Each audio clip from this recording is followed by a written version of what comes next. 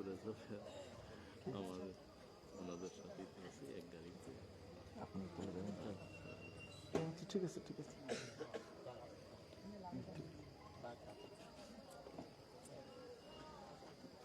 সে বক্তব্য চলে যাবেন তো? বলছি, আমি কথা বলেছি। আলোচনা করছেন আপনি? ও আচ্ছা আচ্ছা, ঠিক আছে, তাহলে আপনি চলে যাবেন তাহলে। আচ্ছা, ঠিক আছে।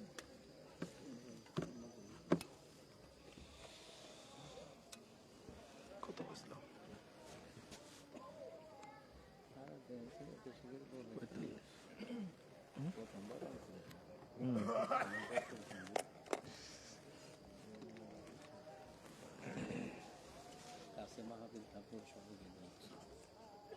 আসসালামু আলাইকুম ওয়া রাহমাতুল্লাহি ওয়া বারাকাতুহু।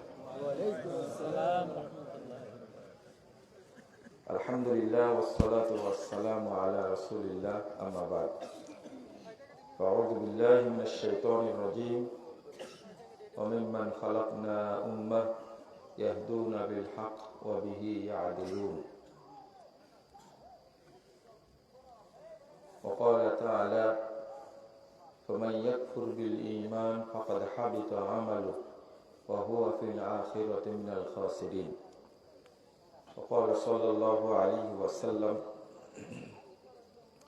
لا تزال طائفة من أمتي ظاهرين على الحق لا يضرهم من خذلهم حتى يأتي أمر الله وهم كذلك.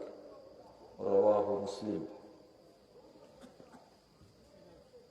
সম্মানিত ভাই ও বোনেরা, আল্লাহ রাব্বুল আলামিনের প্রশংসা মুহাম্মদ সাল্লাল্লাহু আলাইহি ওয়াসাল্লামের উপরে দরুদ পাঠের পর আপনাদের উপস্থিতির জন্য কৃতজ্ঞতা প্রকাশ করছি।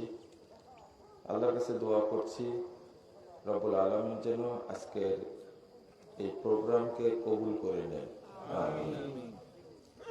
যারা আয়োজন করেছেন এবং আমরা যারা অংশগ্রহণ করেছি, রব্বুল আলামিন যেন আমাদের সকলকে ক্ষমা করে দেন। আল্লাহ যেন আমাদেরকে জান্নাতুল ফেরদাউসের মেহমান হিসাবে কবুল করে নেন। আমিন। মাদ্রাসার নাম কি জানেন? দিকটা বিশেষ করে আজকে যে মসজিদ এবং মাদ্রাসার উদ্যোগে মাহফিলটা আয়োজন করা হয়েছে, আল ফুরকান সালাফি জামে মসজিদ ও মাদ্রাসাতুল ফুরকান সালাফিয়া, সানাইল, সিংগাইর, মানিকগঞ্জ। আমি আল্লাহর কাছে দোয়া করছি, আল্লাহ তুমি এই মসজিদ মাদ্রাসাকে কবুল করে নাও। আল্লাহ তুমি এই এলাকায় তাওহীদের আলো বিতরণের জন্য এই মসজিদ মাদ্রাসাকে দাওয়াতের কেন্দ্র হিসাবে কবুল করে নাও। আমিন। যারা এর সাথে সম্পৃক্ত, আল্লাহ তাদের হায়াতে বারাকা দান করো এবং তাদের তাকওয়া এবং ইখলাসে বরকত দান করুন। আল্লাহ যেন তাদের পরিবারে বরকত দান করেন। আমিন। সম্মানিত ভাই ও বোনেরা, আমাকে যে বিষয়টা বলা হয়েছে সেই বিষয় নিয়েই কথা বলবো ইনশাআল্লাহ। কিন্তু ইতিমধ্যেই আপনারা অনেক আলোচকের আলোচনা শুনেছেন। আজকের সভাপতি বিজ্ঞ আলিমউদ্দিন, তার আলোচনা শুনেছেন। সম্মানিত প্রধান অতিথি বাংলাদেশ জমিয়ত আহলে হাদিসের সেক্রেটারি জেনারেল অধ্যাপক আসাদুল ইসলাম, তারও হৃদয়গ্রাহী কিছু আলোচনা শুনেছেন। এরপরে আমি আপনাদের সামনে আলোচনা করব। আরো আলোচনা শুনেছেন বিজ্ঞ আলিমউদ্দিন শেখ ডক্টর হারুন রশিদ, সদ্য এসেছেন সৌদি আরব থেকে, যিনি মসজিদে নববীর দার্স দিতেন, বাংলা ভাষায় প্রথম দার্স প্রদান করতেন দীর্ঘদিন। তো অনেক বিজ্ঞ আলেমদের আলোচনা শোনার সুযোগ হয়েছে, আল্লাহ যেন সেগুলো কবুল করেন। আমিন। আমরা যে জায়গায় বসে আছি এই জায়গাটা আল্লাহর কাছে অতীব প্রিয় জায়গা। আমরা জানি না, বুঝি না, তাই গুরুত্বও দেই না। আমি ছোট করে বলি, এই ধরনের মাজলিসে অংশগ্রহণ করলে আল্লাহ আরশ থেকে বলেন, তোমরা যারা এখানে অংশগ্রহণ করেছ আমি তোমাদের সকলকে ক্ষমা করে দিয়েছি। 2 নম্বর আরেকটি কথা বলেন যে তোমাদের যত পাপ ছিল সমস্ত পাপকে নেকি দ্বারা পরিবর্তন করে দিয়েছি। 3 নম্বর আরেকটি কথা বলেন, ফাআতাইতুহুম মা সালু, তোমরা এখানে এসে আমার কাছে যা চেয়েছো আমি তোমাদেরকে তাই দান করেছি। 4 নম্বর আরেকটা কথা বলেন, ওয়া আজারতুহুম মিম্মাস্তাজারু, তোমরা এখানে এসে যে কষ্ট পেয়েছো, সময় দিয়েছো, এই জন্য আমি তোমাদেরকে পূর্ণ নেকি দান করেছি। সহিহ বুখারী মুসলিম হাদিসটা এসেছে, সহিহ মুসলিমের 2689 নম্বর হাদিস। যখন এই 4টা কথা আল্লাহ ফেরেশতাদের সামনে বলেন, তখন ফেরেশতারা একটা প্রশ্ন করে, বলে, ইয়া রব ফীহিম ফুলানুন আবদুন খাত্তা, আল্লাহ শুনেন, এখানে একজন লোক এসে বসে গেছে, লোকটা বড় পাপী, খারাপ মানুষ, নিকৃষ্ট মানুষ। ইন্নাহু মাররা ফাজালাসা মাআহুম, লোকটা রাস্তা দিয়ে হেঁটে যাচ্ছিল, অনেক মানুষ দেখে সে এসে বসে পড়েছে, আপনি কি তাকেও মাফ করে দিলেন? তখন আল্লাহ উত্তর দিচ্ছেন, ওয়ালাহু গফারতু, আমি ওকেও মাফ করে দিয়েছি। তাহলে এই জায়গাটা আল্লাহর কাছে কত প্রিয়। এরপরে আল্লাহ বলছেন, হুমুল জুলাসা, তারা এমন কিছু মানুষ এখানে বসে আছে, লা ইয়াশকা বিহিম জালিসুহুম, এর মধ্যে এসে যেই বসে পড়বে আমি তাকেই মাফ করে দেব, কেউ নিরাশ হবে না। আমার দয়া, রহমত, ক্ষমা থেকে কেউ নিরাশ হবে না। এটা আল্লাহর পক্ষ থেকে। একটু কথাটা আর একটু বুঝায় বলি, এত মর্যাদা এটা। একজন লোক 5 ওয়াক্ত সালাত আদায় করে, 5 ওয়াক্ত সালাতের ফজিলত হলো আল্লাহ আপনার পাপগুলো মাফ করে দেবে। কিন্তু এরকম কোন হাদিস শুনেছেন যে পাপগুলোকে আল্লাহ নেকি করে দিবেন? বুঝেননি মনে হয়, বুঝেছেন? হজ করতে গেছেন, উমরা করতে গেছেন, তো রাসূল সাল্লাল্লাহু আলাইহি ওয়াসাল্লাম বলছেন হজ উমরা করলে পাপগুলোকে আল্লাহ ক্ষমা করে দেন। কিন্তু হজ উমরা করলে পাপগুলো নেকি হয়ে যায়, এরকম কোন কথা শুনেছেন? আর সিয়াম পালন করলে তাও শুনেননি। সিয়াম পালন করেছেন, হাদিস শুনেছেন, গফিরা লাহু মা তাকাদ্দামা মিন যামবি, মান সামা রমাদানা ঈমানান ওয়া ইহতিসাবা গফিরা লাহু মা তাকাদ্দামা মিন যামবি, যে সিয়াম পালন করে রমজান মাসে তার পূর্বের পাপসমূহ ক্ষমা করে দেওয়া হবে। কিন্তু সিয়াম পালন করলে পূর্বের পাপগুলো নেকি হয়ে যায়, এটা আমরা শুনেননি। ওযু করলেন, কি করলেন? 832 নম্বর হাদিস সহিহ মুসলিম এসেছে, রাসূল সাল্লাল্লাহু আলাইহি ওয়াসাল্লাম বলছেন, যে ব্যক্তি ওযু শেষ করলো, কোন মুমিন বান্দা যখন ওযু শেষ করে, ইনসারাফা মিন খাতিয়াতিহি কাহায়াতি ওয়ালাদাত উম্মুহ, ও পাপ থেকে অনুরূপ পরিষ্কার হয়ে গেল, বেরিয়ে গেল, যেমন ওই দিনের মতো সে হয়ে গেল, পাপ থেকে পবিত্র হয়ে গেল যে দিন তার মা তাকে জন্ম দিয়েছিল। যেদিন জন্ম দিয়েছিল পাপ ছিল? তো ওযু করার পরে একজন বান্দা এইরকম পাপ থেকে পবিত্র হয়ে যায়। এত সুন্দর ফজিলত, কিন্তু বলা হলো না পাপগুলো নেকিতে পরিণত হয়ে যায়, বলা হলো না। কিন্তু এই জায়গায় আসলে আল্লাহ রাব্বুল আলামিন বলছেন, এই জায়গায় কেউ অংশগ্রহণ করলে তাকে ক্ষমা তো করে দেই, বরং পাপগুলোকে আমি নেকি দ্বারা পরিবর্তন করে দিই। এবার মনে হয় বুঝতে পারছেন বিষয়টা। এত গুরুত্বপূর্ণ জায়গা এটা, কিন্তু আমরা অনেকে কি গুরুত্ব দেই না, উপলব্ধি করি না। এই আলোচনাটা শুধু কি আজকের জন্যই শুনলেন, না আগামী দিনেও এটা কাজে লাগাবে? মনে হয় না। কি বুঝলে? এইরকম যখন কোনো হালাকা হবে, মাজলিস হবে, আপনি ওই দিন টাইম নেওয়ার চেষ্টা করবেন যে আমি এই ডেটটা কি গতকালকে হয়েছে, আজকে যেখানে প্রোগ্রাম গতকালকে হয়েছে, অন্তত 15 দিন আগে হয়েছে।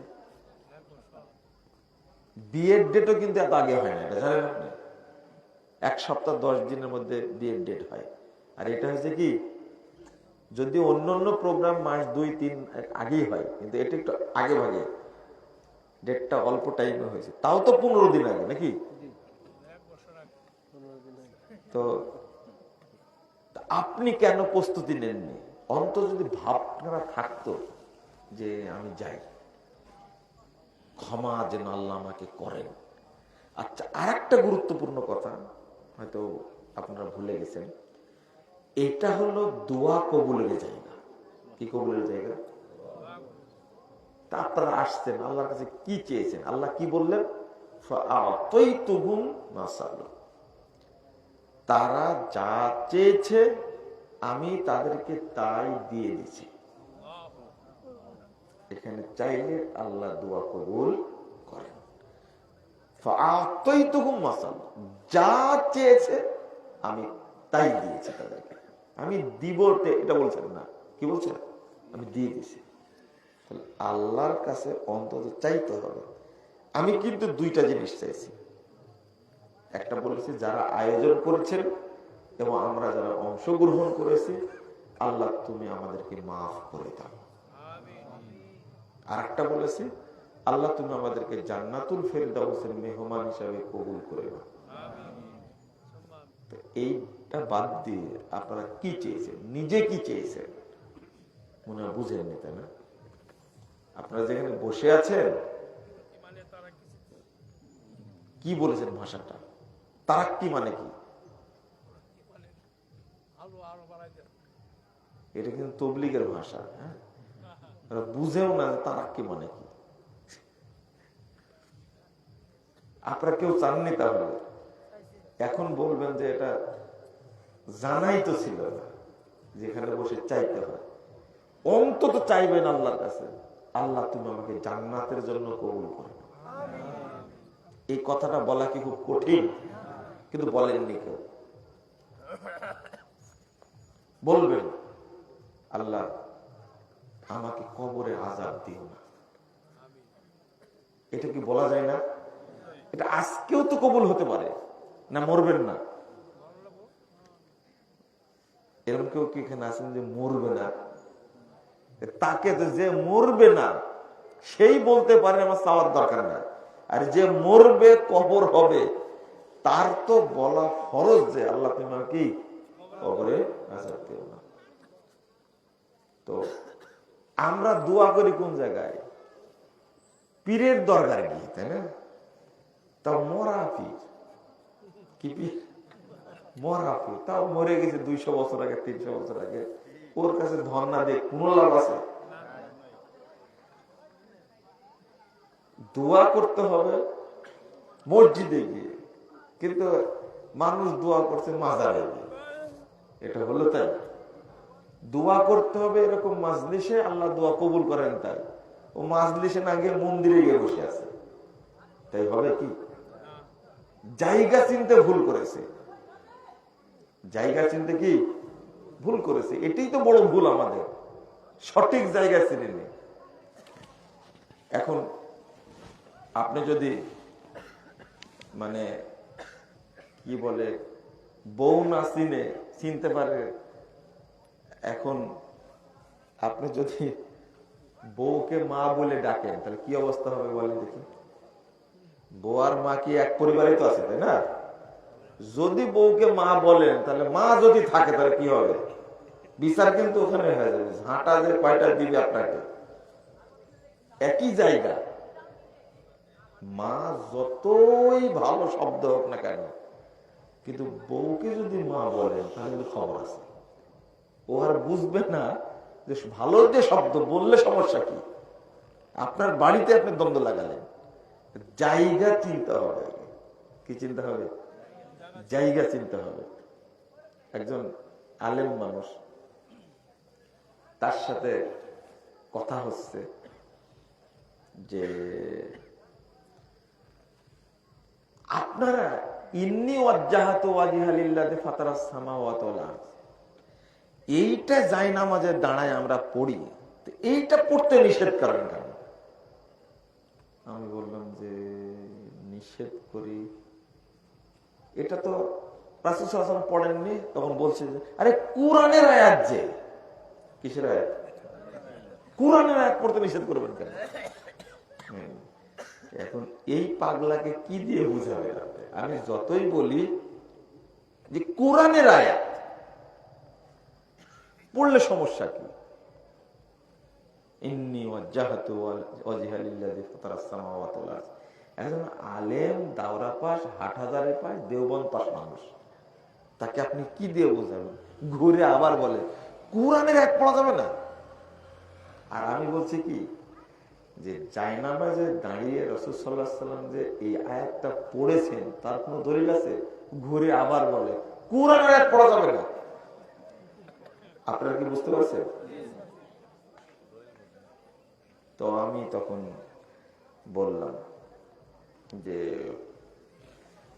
আপনি আমাকে 300 টাকার নোট দেন। কয়শো টাকা? তো দেন তাড়াতাড়ি। 300 টাকার নোট কোথায় পাবো তা জানি না, আপনি দেন। পেঁচটা তো লাগলো এই জায়গায়। আমি চাইছি আপনাকে কি দিতে হবে, 300 টাকার নোট দিবেন। আরে ভাই 300 টাকার নোট নাই তো। আপনারা কি বুঝলেন? নাই তার দলিল কি? বুঝলেন এই কথা? 300 টাকার নোট নাই তার দলিল কি? ঘুরে আবার বলে আরে ভাই 300 টাকার নোট ছাপাইনি তো, ছাপাইনি তার দলিল কি? বুঝলেন এই কথা? দলিল দেন আপনি। 300 টাকার নোট আমি কিভাবে বুঝাবো 300 টাকার নোট নাই? ভাই নাই বুঝলাম, তার দলিল তো দিবেন আপনি। দলিল দেওয়া লাগবে না?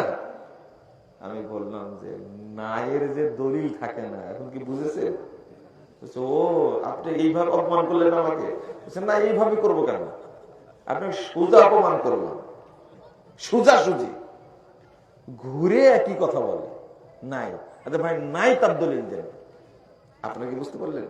শেষে বলুন যাচ্ছে বুঝতেন 300 টাকার নাই, আপনার কাছে 30 টাকার নোট দেন একটা। কয় টাকা? 30 টাকার নোট দেন। আরো খেপছে, আরে ভাই অযৌক্তিক কথা বলেন কেন? যে জিনিস না না ওইটা চান কেন? আমি বললাম যে এটাই তো যেটা নবী বলেনি, আপনি ঘুরে বলছেন যে বলেননি তার দলিল কি? বলেননি তার দলিল কি? এখন কোরআনের আয়াত পড়া যাবে কেন যখন বলেছে, তখন আমি বলেছি যে আপনার কাছে প্রিয় শব্দ কি? আমার কাছে প্রিয় শব্দ যখন বাড়িতে ঢুকি মা বলে ডাকলে সাথে সাথে মা যেখানেই থাক, মা তখন সাথে সাথে আমার নাম ধরে ডাকে। যত রাতে হোক না কেন, মা ঘুমায় না, ও বাইরে আছে। খুব সুন্দর শব্দ এটা না? তাহলে এই মা বলি ডাক কি বউকে দেওয়া যাবে? সুন্দর যে। আচ্ছা ভাবিকে মা বলতে পারবেন? আপনার মানে বুঝলেন না, তাই না? বুঝছেন? আমাদের সমস্যাটা যে আমরা শরীয়ত বুঝি না। আমরা শরীয়ত বুঝি না। আমাদের জন্য সবচেয়ে দুর্ভাগ্য, বুঝার মূলনীতিও জানি না। আমি যেভাবে কথাগুলো বলবো একটু মাথাটা ঝালাই করে নিলাম, কিছু মনে করেন না যে শুরু করলে এটা কি দিয়ে দেয়। আমার উদ্দেশ্য কিন্তু অন্যটা। আমি কোনো বক্তব্য শুরু করার সময় এইভাবে শুরু করি না, কিন্তু আজকে শুরু করছি। কি কারণ বুঝতে পারছেন মনে মনে আপনারা? কথা বুঝতে পারলেন? এই যে একটা আপনার মধ্যে ধাঁধা ছিল, ধাঁধাটা এখন দূর হয়েছে তো, তাই না? এখন আমি যেটা বলবো মনোযোগ দিয়ে বোঝার চেষ্টা করবেন, বলেন ইনশাআল্লাহ। আর এই এলাকায় এত মানুষ হবে এটা আমি আশাও করিনি। যা লোক হয়েছে আলহামদুলিল্লাহ। তাও যে গালি টালি দিয়েছেন কিনা জানি না, যে বহু দাওয়াত দিয়েছে কোনোদিন আসেনি, কার দাওয়াতে যে আজকে আসছে আল্লাহ ভালো জানে। অন্তত একটা খুতবা নেওয়ার জন্য কয়েক বছর যাবত ঘুরছে। আপনার কাজী সাহেব আছে, বুঝছেন, আজকে বলেছি কাজের কাজই না, তাই বলছি, মানে খুতবা নিতে পারেনি, কাজের কাজই হলো, বুঝেন? আমার শিমল ভাই যোগাযোগ করে আজকে নিয়ে আসছে, আলহামদুলিল্লাহ। আশা করছি কথাগুলো শুনবেন ইনশাআল্লাহ, নাকি না চলে যাবে? আলোচনায় বরকত হওয়ার দরকার। মসজিদ করেছেন, মাদ্রাসা করছেন, আলহামদুলিল্লাহ। দেখবেন এটা বড় ইলমের মারকাজ হয়ে যাবে ইনশাআল্লাহ, ইনশাআল্লাহ, ইনশাআল্লাহ হবে। দোয়া, নবীর দোয়া কবুল হতে যদি 8 বছর লাগে, আমাদের কয় বছর লাগতে পারে? অন্তত 80 বছর, তাই না? 96, তাই না? না যাক, 92, সমস্যা নেই, তাও কবুল হোক। এর ওসিলায় আমরা জান্নাতে যাবো ইনশাআল্লাহ। দোয়া দেরিতেই কবুল হোক, কিন্তু হোক। দেখবেন এই প্রতিষ্ঠান ওসিলা আশেপাশে সবাই তাওহীদ গ্রহণ করেছে, পীর পূজা ছেড়ে দিয়ে আল্লাহকে গ্রহণ করেছে ইনশাআল্লাহ, ইনশাআল্লাহ হবে। আমি যে আয়াতটা এবং হাদিসটা পেশ করেছি, এই বিষয়টা নিয়ে আলোচনা করব, কিন্তু একটু আগে পরে হবে। আমরা কারা একটু পরে বলবো ইনশাআল্লাহ। আগে আলোচনা হবে আকীদা মানহাজ, আর এইটা যারা ফলো করে তারা কি? আহলুল হাদিস। তারা কি? আহলুল হাদিস। তা আকীদা বুঝাই। আকীদা এত গুরুত্বপূর্ণ বিষয়। আকীদা হলো না দেখে ওকদাতুন, আকীদাতুন শব্দের অর্থ হলো না দেখে চূড়ান্ত নিশ্চিতভাবে কোনো জিনিস বিশ্বাস করা। না দেখে চূড়ান্তভাবে নিশ্চিত হয়ে কোনো বিষয়কে কি বিশ্বাস করা, এই হলো আকীদা, ওকদা। যেমন কোরআনে আসছে ওকদাতুন নিকাহ। কি আসছে? ওকদাতুন নিকাহ, বিবাহের বাঁধন, বিবাহের বাঁধন। ওকদাতুন মানে গিরা। গিরা বলতে আমি মোট পাকাইছি না, বলেন তো কি আছে? আপনি কি কনফার্ম? হ্যাঁ, আমি যে মোটটা পাকিয়েছি, সবাইকে নিশ্চিত যে কিছুই নাই?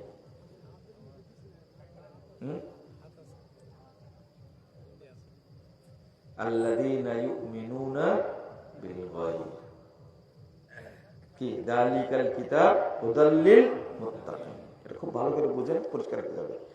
এই যে মনে করেন ওইটা না, এটা পকেট আছে মনে হয়, তাই না? এই পকেটে কি আছে? পকেট কিন্তু ঢাকা আছে, তাই না? আমি গিরা বুঝাতে চাইছিলাম, গিরা। আচ্ছা, গিরা বোঝাতে আর একটা জিনিস বুঝে, যে আসল গিরা যেটা আপনার দাদি, নানি বা আপনার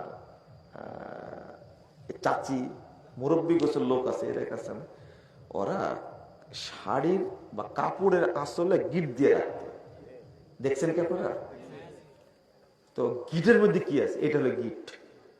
এটার মধ্যে কি আছে না দেখে আপনাকে যেটা বলবে আপনার নানি, এর মধ্যে এই আছে, টাকা আছে বা সুপারি আছে বা চাবি আছে, যেটা বলবে ওইটার প্রতি বিশ্বাস করার নাম কি?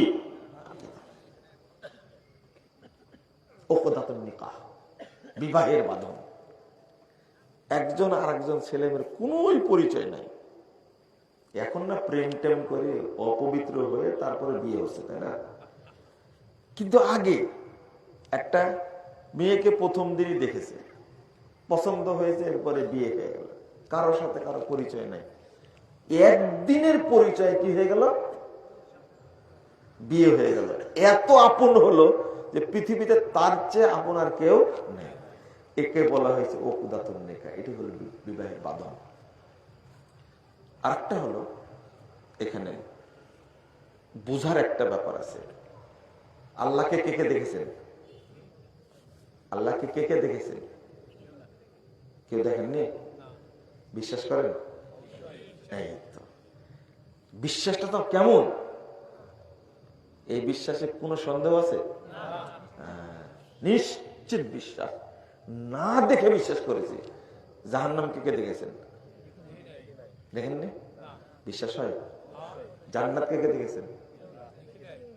শুনুন, আমি যে কথাটা বলছি আকীদা, উকদাতুন শব্দের অর্থ মুহাম্মদুর রাসূলুল্লাহ সাল্লাল্লাহু আলাইহি ওয়াসাল্লাম জন্মের আগে আরবিরা উকদাতুন শব্দের অর্থ করতেন এটা, আল জাজম, কঠিন চূড়ান্ত বিশ্বাস। তাহলে এটা শাব্দিক অর্থ। আমি আরো বলছি, কবরের আযাব কেউ দেখেছেন? বিশ্বাস করেন? ফেরেশতা দেখেছেন? ফেরেশতা দেখেননি? তাহলে এইগুলো না দেখে চূড়ান্ত ভাবে কি করেছি? বিশ্বাস করেছি। এই বিশ্বাসটা এমন। আর একটা আমার মতো করে আমি বোঝাই, অ্যাকাউন্ট বুঝেন? অ্যাকাউন্ট, হ্যাঁ, আকীদা মানে হলো অ্যাকাউন্ট। অ্যাকাউন্ট না থাকলে টাকা জমা হবে? যদি অ্যাকাউন্টে ভুল থাকে তা হবে না। ভুল থাকে মানে কি? যদি একটা ডিজিট কি হয়ে যায়, ভুল হয়ে যায়, আপনি যদি 1000 বছর টাকা পাঠান জীবনে ঢুকবে না। তাহলে প্রথম কথা হলো আকীদা থাকতে হবে। 2 নম্বর কথা হলো আকীদাটা কি হতে হবে? বিশুদ্ধ। সবার আকীদা কিন্তু কি আছে, সবারই আকীদা আছে, কিন্তু সবার আকীদা, যেমন হিন্দুদের আকীদা কি? কাশিতে গিয়ে গোসল করলে সব পাপ কি হয়ে যায়? গঙ্গাতে গোসল করলে কি হয়ে যায়? এটা তার বিশ্বাস না? আমি আরেকটু ভিতরে ঢুকবো, বিরক্ত হচ্ছেন না তো? আরেকটু ভিতরে ঢুকবো। এখানে বোঝাচ্ছি, একজন লোক 7-8 মাস আগে আমার কাছে নাম্বার নিছে। কার কাছে? আমার নাম্বারটা নিছে। 7-8 মাস পর আবার দেখা, তো বলছে যে ভাই নাম্বার দিলেন, ফোন দি, ধরেন না। ধরে এক মহিলা। কে ধরে? মহিলা। মহিলা, আমার ফোন তো কেউ রিসিভ করে না, আমার ফোন আমি রিসিভ করি। মহিলা তো দূরের কথা, অন্য কোনো পুরুষও রিসিভ করে না, এটা সম্ভবই না। কেউ রিসিভ করে না আমার ফোন, আমি জানি এটা। মহিলা কোথায় পেলেন আপনি? বুঝছেন না, ফোন দিলে শুধু মহিলা ধরে। আমি পরে বললাম নাম্বারটা বলেন তো, কি নাম্বার? দেখছি এক জায়গাতে একটা চেঞ্জ হয়ে শুধু কয়টা। বললেন এই জন্য এখন ওইটা বলে দিলে তো আপনারা গোতাবেন, ওটা বুঝেননি? আপনি কি বুঝলেন কথা? কোন জায়গায় ভুল করেছে এটা তো আমি চেঞ্জ করি, তাহলে তো সমস্যা। আপনাদের বললাম না, এক জায়গায় ভুল করেছে। আমি বললাম যে দেখেন, শুধু একটা সংখ্যা ভুল করেছেন, 8 মাস যাবত আমার সাথে যোগাযোগ, ফোন করলেও কি? ওই মহিলা নাকি বলছেন, আরে মুজফফর বিন মুহসিন কি, আমি তাও তো চিনি না, আপনি বারবার ফোন দেন। এটা আবার কয়েকদিন পরে ফোন দিন, দেখি মুজফফর বিন মুহসিন ধরে কিনা। আমি একটা জিনিস বুঝালাম যে নাম্বার আছে ঠিকই, কিন্তু ভুল হয়েছে কয় জায়গায়? এক জায়গায়। তো দুনিয়ার ব্যাপার, আমার আপনার ব্যাপার, তাই কি যোগাযোগ হয়নি। কিন্তু আপনার আকীদা আল্লাহর ব্যাপারে যদি ভুল হয়, আপনার কোন ইবাদত ওই পর্যন্ত যাবে? যাবে না, কোনদিন যাবে না। আল্লাহ যেমন, তাকে সেইভাবেই কি জানতে হবে, সেইভাবেই কি জানতে হবে। আকীদাতে গুরুত্বপূর্ণ। আর আকীদা কিন্তু আপনার ধরা ছোঁয়ার কি বাহিরে। একটা হাদিস শুনেছেন, ইন্নামাল আমাল কি বিন্নিয়াত, শুনেছেন? ইন্নামাল আমাল বিন্নিয়াত। একটা বললাম, মুত্তাকি ব্যক্তির প্রথম বৈশিষ্ট্য হবে আল্লাযীনা ইউমিনুনা বিল গায়ব, যারা গায়েবে বিশ্বাস করে। যারা গায়েবে বিশ্বাস করে, এক নম্বর গুণ। তাহলে এক নম্বর গুণ সালাত না গায়েবে বিশ্বাস? আকীদা। এক নম্বর কি? আকীদা। তারপর কি আছে? আল্লাযীনা ইউমিনুনা বিল গায়ব, তারপর কি বলেন না? ওয়া ইউকিমুনাস সালাত, তারপর কি? ওয়া মিম্মা রাযাকনাহুম ইউনফিকুন। এই তো, তাহলে সিরিয়াল আসেন, আগে কি আকীদা, তারপরে কি সালাত, তারপরে কি যাকাত। সিরিয়াল। আমি আমার কথা বলছি না। প্রথম হাদিস হলো ইন্নামাল আমাল বিন্নিয়াত। যাবতীয় আমল নির্ভর করে কার উপরে? নিয়াতের উপরে। মা মানান নিয়াত, নিয়াতটা কি? বিরক্ত হবে না কিন্তু, কেউ ঘুমাবেন না কিন্তু। আলোচনা যেহেতু দিয়েছেন, পরিবেশ সুন্দর, বুঝবেন। নিয়াত মানে কি? নিয়াত শব্দটার জন্ম হলো নুন ওয়াও ইয়া থেকে। কোথা থেকে? নুন ওয়াও ইয়া, নাওয়া। নাওয়া, নাও মানে বিচি। মানে কি? বিচি বুঝেন? কাঁঠালের আঠি। বিচি কাকে বলেন? বলেন, বিচি কাকে বলেন আপনাদের? খেজুরের আঠি বলেন, আমের আঠি বলেন, বিচি কাকে বলেন? হ্যাঁ, আঠি পেলাম, হ্যাঁ এটাই জানতে চাচ্ছি। মানে কদুর কি বলেন? কদুর আঠি, হ্যাঁ এটাই তো জানতে চাচ্ছি। কুমড়ার আঠি, এই দেখ এতক্ষণ বললেন। আমি এটা তো জানতে চাচ্ছি, আমের ক্ষেত্রে আঠি, খেজুরের ক্ষেত্রে কি আঠি, খেজুরের বিচি। কিন্তু শশার বিচি, ক্ষীরার মানে বড় হয়ে গেলে কি বিচিগুলো বড় হয়ে গেছে। আর কদুর, লাউয়ের কি আঠি, বিচি। হ্যাঁ, তাহলে বোঝা গেছে। কিন্তু আর দোকানে কিনতে গেলে কি বীজ, আরো ভদ্র হয়ে গেছে, কি বলে বীজ। সব মিলে কি একই? একই না? আচ্ছা, কেন নাওয়া শব্দ বললেন রাসূল সাল্লাল্লাহু আলাইহি ওয়াসাল্লাম? ইন্নামাল আমাল বিন্নিয়াত। এইটা যদি বাঙালি বুঝতো, তাহলে আকীদা নিয়ে কোনো ঝামেলা হতো না। আচ্ছা, আপনাদের কোনো প্রমাণ আছে এই দেশে যে কদুর বিচি লাগায়া ওখান থেকে বিলাতি হয়েছে বা কুমড়া হয়েছে? হ্যাঁ, হয়নি, একটাও হয়নি। বুঝেন তাহলে। নারকেল লাগাইছেন, সুপারি হয়েছে, এরকম হয়নি? ওরা দুটো জাত ভাই কিন্তু পাশাপাশি। বা আঠি, আমের আঠি লাগে, সেখান থেকে খেজুর গাছ হয়েছে, এরকম রেকর্ড নাই? রেকর্ড লকনাম ল্যাংড়া আমের বিচি দিয়ে, আঠি দিয়ে, তাই সেখান থেকে ফজলি হয় না। আর আপনি বলছেন আমের আঠি দিয়ে খেজুর গাছ হবে। তাহলে আপনার বিশ্বাস যেটা, গাছ তারই হবে নাকি? নন্দ গাছ হবে আর ফল তারই হবে না, উল্টোটা হবে না? আম গাছে জাম ধরছে, আছে নাকি? এমন উদাহরণ দিয়েছেন। আপনার নিয়াতে, কল্পনায় যেটা থাকবে, ফলাফল কিয়ামতের মাঠে ওইটাই বুঝে পাবে। রাসূল সাল্লাল্লাহু আলাইহি ওয়াসাল্লাম বলছেন,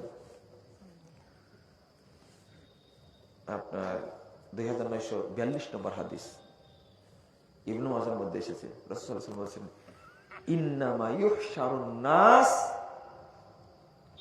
আলা নিয়াতিহিম, কিয়ামতের মাঠে প্রত্যেক ব্যক্তিকে উঠানো হবে তার নিয়াতের উপরে। তার মরার সময় যে নিয়াতটা ছিল, কিয়ামতের মাঠেও তার নিয়াতটা ওই রকমই থাকবে। এখন আপনার মনে কি আছে আমি কি জানি? এখানে আসছেন কেউ আমাকে গালি দেওয়ার জন্য, ভুল ধরার জন্য কেউ আসছেন, কিন্তু আমি জানি না কি আসছে। তোমার ধারণা অনেকে আসছে যে মুজাফফর বিন মহসিন কি বলে দেখি, কালকে একটা মন্তব্য করে দেব। ও কিচ্ছু জানে না, ও চিন্তা করে আসতো, ও আরবি পড়তেই জানে না, কেউ লিখবে এরকম ভাবে আর কি। আবার কেউ আসছে মহব্বতের সাথে, দেখি আজকে আলোচনা শুনি যেটা বোঝা যায় কিনা। আর আমি যেভাবে আলোচনা করছি এভাবে আপনাকে কেউ বলবেও না, কিন্তু আমিও তো কিছু কিছু ওয়াজ শুনি, বক্তাদের সাথে আমার পরিচয় আছে না, মঞ্চে বসে থেকে বক্তারা ওয়াজ করে সেটাও জানি না। তো আপনার নিয়াত কিন্তু জানি না কোন নিয়াতে আসছেন, কিন্তু জানেন কে? আপনি জানেন না, এটা ভুল বললেন, কিন্তু নিজেরটা জানেন। আর একজনকে জানে আল্লাহ জানে। ইউবাসুন নাস আলা নিয়াতিহিম, আল মুমিনু আলা ঈমানিহি ওয়াল কাফিরু আলা কুফরিহি ওয়াল মুনাফিকু আলা নিফাকিহি। রাসূল সাল্লাল্লাহু আলাইহি ওয়াসাল্লাম বলেছেন, মুমিন ঈমান নিয়ে উঠবে, মুনাফিক নিফাক নিয়ে উঠবে, কাফের কুফরি নিয়ে উঠবে, বাঁচার কোনো উপায় নেই। আল্লাহর সামনে আপনি কি ইয়া করতে পারবেন? মনে করেন আপনার অন্তরে আছে গণতন্ত্রের চেতনা। কার চেতনা?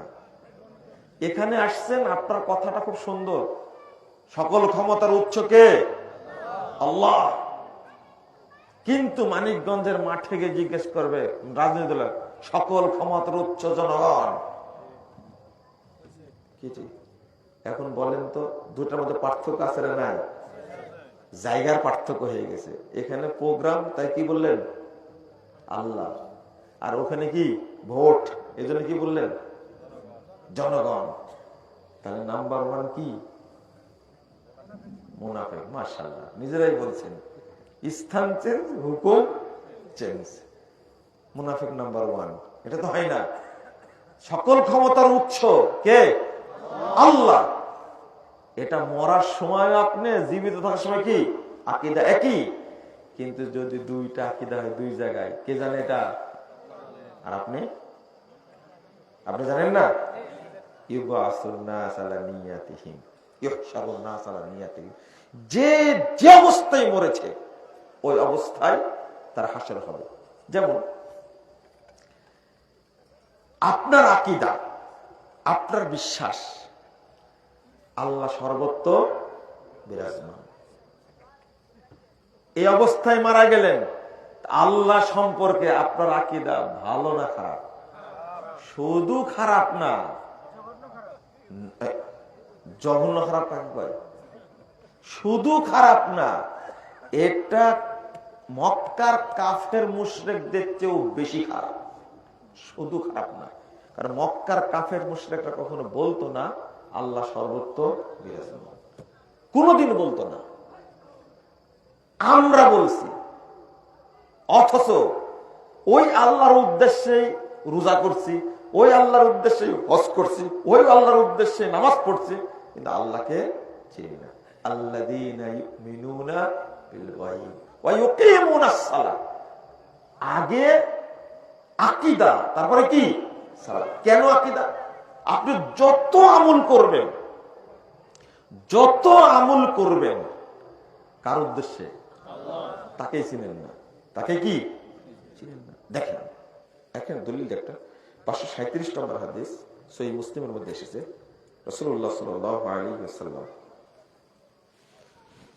তার সাহাবী মুআয বিন সুলামি রাদিয়াল্লাহু আনহু, তিনি তার রাখাল ছাগল, বাচ্চা একটা মহিলাকে ছাগল চালাতে গেছে, একটা ছাগল হারায় দিয়েছে। কয়টা? একটা ছাগল, কিন্তু বিরাট ব্যাপার, হারায় দিয়েছে। তো তিনি নিজেই বলছেন সকাতুল্লাহ সক্কা, ধরে মারছে এক চড়, কিন্তু মারার পরে খারাপ লাগছে। আমি আল্লাহ রাসূলের কাছে গেলাম, যাওয়ার পরে আমি বললাম, আদম সন্তান যেমন রাগ করে আমিও রাগ করেছি, চড় একটা বসাই দিছি। সাহাবী বলছেন দালিকা আলাইয়া, রাসূল সাল্লাল্লাহু আলাইহি ওয়াসাল্লাম বিষয়টা খুব বড় করে দেখলাম। মারলে কেন তুমি? ছাগল একটা হারাই দিতে কি হয়েছে? ১৫০০ বছর আগের কথা বলছে, কিন্তু একটা ছাগল হারাই দিয়েছে, যাক থাপ্পড় একটা দিয়েছে। আল্লাহ রাসূল সাল্লাল্লাহু আলাইহি ওয়াসাল্লাম মেনে নিতে পারেননি। আর আজকের যুগে হারালে কি করতেন? ওকে আগে বাঁধতেন, তারপরে পিটাতেন, তারপরে বাড়ি থেকে বের করে দিতেন, ছ্যাঁক দিয়ে দিতেন আগুনে, তাই না? ১৫০০ বছর আগে মুহাম্মদ সাল্লাল্লাহু আলাইহি সাল্লাম একজন চাকরানি বাচ্চা মহিলার প্রতি তার দরদ কত, মারলে কেন তুমি তাকে? বিষয়টা মেনে নিলেন না। সাহাবী সাথে সাথে বলছেন, আফালা ওয়াতিকু ইয়া রাসূলুল্লাহ, আল্লাহ রাসূল আমি ওকে আজাদ করে দিই, আজাদ যদি করে দিই, আমি মুক্ত করে দিই, ও আর দাসী হিসেবে রাখবো না, একবার স্বাধীন হয়ে যাবে। তখন রাসূল সাল্লাল্লাহু আলাইহি ওয়াসাল্লাম এই বিহা, ওকে আমার কাছে নিয়ে আসো, ওকে আমার কাছে কি নিয়ে আসো। তো সাহাবী বলতে আতাই তো বিহা, আমি আল্লাহ রাসূলের কাছে আসলাম তাকে নিয়ে। আল্লাহ রাসূল জিজ্ঞেস করলেন, আইনাল্লাহ, এই বলো তো আল্লাহ কোথায়? তখন বাচ্চা মেয়েটা বলছেন, ফিস সামা, আল্লাহ আসমানে। বলেন আলহামদুলিল্লাহ। মান আনা, আমি কে? আনতা রাসূলুল্লাহ, আপনি আল্লাহর রাসূল। আর কোনো কথা শুনলেন না। রাসূল সাল্লাল্লাহু আলাইহি ওয়াসাল্লাম বললেন, আতিকহা ফা ইন্নাহা মুমিনা, তুমি মেয়েটাকে আজাদ করে দাও, এ একটা মুমিনা মহিলা। বলেন আলহামদুলিল্লাহ। দুইটা প্রশ্ন শুনে জিজ্ঞেস করলেন না, তোমার নাম কি, তোমার বাবার নাম কি, তুমি কি করো, নামাজ পড়ো কিনা, রোজা রাখো কিনা, জিজ্ঞেস করলেন? এর নাম আকীদা। শুধু বলেছেন আল্লাহর নবী যার ব্যাপারে সার্টিফিকেট দিয়েছেন, এটা কি আর উল্টানো যাবে? ফাইন্নাহা মুমিনা বলে দিয়েছেন। শুধু দুইটা প্রশ্ন উত্তর শুনেছেন, আল্লাহ কোথায়? আসমানে। আমি কে? আপনি আল্লাহ রাসূল সাল্লাল্লাহু আলাইহি ওয়াসাল্লাম। এই দুইটা প্রশ্ন ফাইনাল হয়ে গেল। একটা বাচ্চা মেয়ে তখন সেটাও জানে আল্লাহ আসমানে আরশে আছেন। আর আমাদের দেশে ৯৬ বছর যাবত বুখারী পড়ায়, সে জানে না আল্লাহ কোথায় আছে। ওকে যদি আরো ৯৬ বছর বয়স দেওয়া হয়, আল্লাহকে খুঁজে পাবে বলে মনে হয়? আল্লাহ বলে দিচ্ছেন, আর রহমান আলাল আরশিস তাওয়া, রহমান কোথায়? আরশে। আল্লাহর পরিচয় আল্লাহ দিচ্ছে। আরে আল্লাহর পরিচয় যদি একটা ভেড়া দিত, একটা কথা ছিল। কোরআনটা কার কালাম? আল্লাহর কালাম। আল্লাহর পরিচয় আল্লাহ নিজে দিচ্ছেন, আর রহমান আলাল আরশিস তাওয়া, রহমান আরশের উপরে সমুন্নত হয়েছেন, আরশের উপরে উঠেছেন। আমি আপনাকে কিভাবে বললে বুঝবেন? ৭-৮ জায়গায় এইভাবেই বর্ণনা করছেন আল্লাহ, আল্লাহ আরশের উপরে উঠেছেন। তাহলে আল্লাহ কোথায় আছেন? আরশে। তো আমার বিশ্বাস আল্লাহ আছেন কি সর্বত্র বিরাজমান, আল্লাহ সর্বত্র বিরাজমান। এই আকীদা থাকলে আল্লাহর ব্যাপারে কি অবস্থা হবে? অধিকাংশ মানুষ বাংলাদেশে তারা বিশ্বাসই করে না যে আল্লাহর হাত আছে, আল্লাহর চোখ আছে, কিন্তু আবার বলে কুদরতি হাত। কি বলে? একবারে আল্লাহ তার নিজের হাত দিয়ে বাঁচাইছে। কি হাত? না কুদরতি হাত। আল্লাহর হাত আছে, চোখ আছে, মুখমণ্ডল আছে, পা আছে, এগুলো আল্লাহ নিজেই বলে দিয়েছে। তবে তার হাত পা কেমন তিনি জানেন। তার তুলনীয় কিছুই নাই। লাইসা কামিসলি শাই ওয়া হুয়াস সামিউল বাসীর। তার আছে, তার চোখ আছে, কিন্তু তুলনীয় কিছুই নাই। কার সাথে তুলনা করবেন? আপনার চোখ আর আমার চোখ কি একরকম? অবশ্যই পার্থক্য আছে। এখন যদি আপনি, উদাহরণ দিচ্ছি আপনাকে, নাউজুবিল্লাহ, আল্লাহ মাফ করে, বুঝে নেন।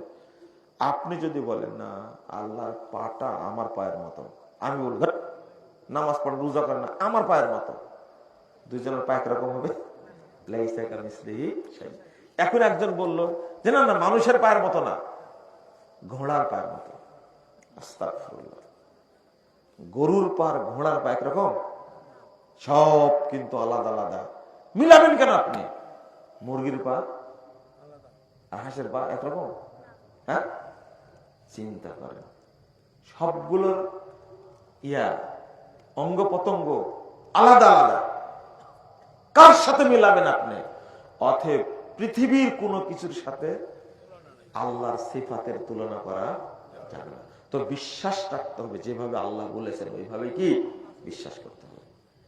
এক জাহেল, মূর্খ বলবো না কি বলবো তাকে, জাহেল বলছে যে সালাফিরা আহলে হাদিসরা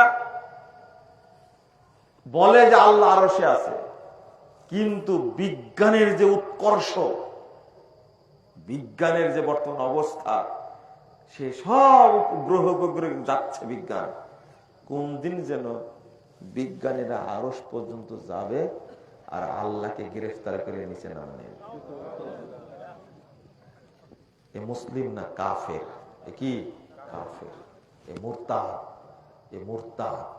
নাউযুবিল্লাহ, আস্তাগফিরুল্লাহ।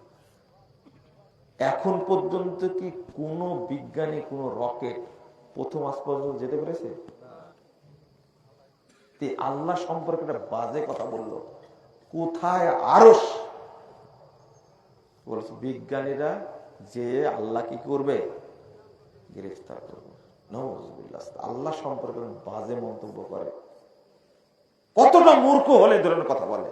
আমি কেন বলছি আবার খেয়াল করেন। মেরাজের রাত্রিতে হুজুর ওয়াজ করছে, দারুণ ওয়াজ করছে। হুজুর কি ওয়াজ করছে? আল্লাহ রাব্বুল আলামিনের কাছে রাসূল সাল্লাল্লাহু আলাইহি ওয়াসাল্লাম গেলেন, 50 ওয়াক্ত নামাজ নিয়ে আসলেন। মুসা আলাইহিস সালামের সাথে দেখা হলো। মুসা বললেন যে কি দিল তোমার আল্লাহ? 50 ওয়াক্ত নামাজ দিছে। মুসা বললেন তোমার উম্মত পারবে না, তুমি আবার যাও। কোথায় যাচ্ছেন আল্লাহর নবী? আমেরিকা, লন্ডনে? আপনারা মনে বুঝলেন না, তাই না? ষষ্ঠ আসমানে আছেন মুসা আলাইহিস সালাতু ওয়াস সালাম, সপ্তম আসমানে আছেন ইব্রাহিম আলাইহিস সালাতু ওয়াস সালাম, আরশে আছেন কে? আল্লাহ। কয় ওয়াক্ত সালাত দিলেন প্রথমে? প্রথমবার গিয়ে দিলেন কয় ওয়াক্ত? 50। ফিরে আসলেন, মুসা আলাইহিস সালাম বলে যাও, পারবে না। আবার গেলেন, আবার কি কয় ওয়াক্ত কমায় আসলেন? কয় ওয়াক্ত? 5। কত হলো? কত হলো? 45 হলো। যাওয়া হলো কয়বার? যাওয়া হলো কয়বার? 2 বার। আবার বললেন কয় ওয়াক্ত কমাইছে? 5 কমাইছে, আবার যাও, আবার 5 কমালো। কয়বার যাওয়া হলো? আপনি যদি এটা বিশ্বাস না করেন যে মুহাম্মদ সাল্লাল্লাহু আলাইহি ওয়াসাল্লাম মেরাজের রাত্রিতে জান্নাত জাহান্নাম দেখেছেন, প্রথম, দ্বিতীয়, তৃতীয়, চতুর্থ, পঞ্চম, ষষ্ঠ, সপ্তম আসমান ভ্রমণ করেছেন, যদি বিশ্বাস না করে সে মুসলিম। শেষ পর্যন্ত কত কমাইছেন? 45 কমায় কয়বার হলো? কয়বার গেছেন? 45 কমাতে কয়বার গেছেন? তাহলে 10 বার গেছেন। 10 বার যাতায়াত করছেন কোথায়? বাংলাদেশ থেকে দুবাই? কোথায়? আপনারা বুঝছেন না আমি কি বুঝাতে চাচ্ছি? বুঝতে পারছেন কি? বারবার যাচ্ছেন, কোথায় যাচ্ছেন? আরশে না। আপনি বলবেন এখানে যে আল্লাহর কাছে যাচ্ছেন, এখানে কোনো মাধ্যম ছিল? জিবরাইল আমিন ছিলেন না? তাহলে আল্লাহ যদি সর্বত্র বিরাজমান থাকে, তাহলে এই পরিশ্রম করার কোনো দরকার ছিল? হ্যাঁ, ওযুর বিধান দিয়েছেন জিবরাইল আমিনের মাধ্যমে, হজ্জের বিধান দিয়েছেন জিবরাইলের মাধ্যমে, যাকাতের বিধান দিয়েছেন, সিয়ামের বিধান দিয়েছেন জিবরাইলের মাধ্যমে। সালাতের বিধানটা কি আল্লাহ জিবরিলের মধ্যে দিতে পারতেন না? এই জন্য অন্য ইবাদতের সাথে সালাতের তুলনা চলে না। অন্য ইবাদত করলে মানুষ কাফের হয় না, না করলে কাফের হয় না, কিন্তু সালাত না পড়লে সাথে সাথে কি কাফের, সাথে সাথে কাফের। নিয়ে আসছেন কোথায় থেকে? কোন মাধ্যম ছাড়াই আল্লাহর কাছ থেকে নিয়ে আসছেন। এই হাদিস বর্ণনা করার পরেও হুজুর বুঝে না আল্লাহ কোথায় আছে, তাহলে তাদের কি বলবেন আপনি? ফায়ুনাদি মুনাদি মিনাস সামা আন সাদাকা আবদি। কবরে তিনটা প্রশ্নের উত্তর যখন দিতে পারলো, তখন আসমান থেকে ভাষাটা কি? ফায়ুনাদি মুনাদি মিনাস সামা, আসমান থেকে ডেকে বলছেন যে আমার বান্দা সত্য বলেছে। এই হাদিস সব মৌলবি বলে, কিন্তু বলে যে আল্লাহ সর্বত্র বিরাজমান, অথচ নিজে হাদিসটা বলছে মিনাস সামা, আসমান থেকে। প্রথম কথা হলো আল্লাহ সম্পর্কে আগে পরিষ্কার ধারণা, তারপর অন্য ইবাদত। অ্যাকাউন্ট ঠিক করা লাগবে আগে, তারপরে কি ইবাদত পৌঁছবে। ধারণায় ঠিক নাই, আকীদায় ঠিক নাই। আকীদা মূল সম্বল, মানে আপনি যে বিশ্বাস ভিতরে আছে ফলাফল কিন্তু তারই হবে। এই জন্য ইন্নামাল আমাল বিন্নিয়াত, ইন্নামাল আমাল বিন্নিয়াত।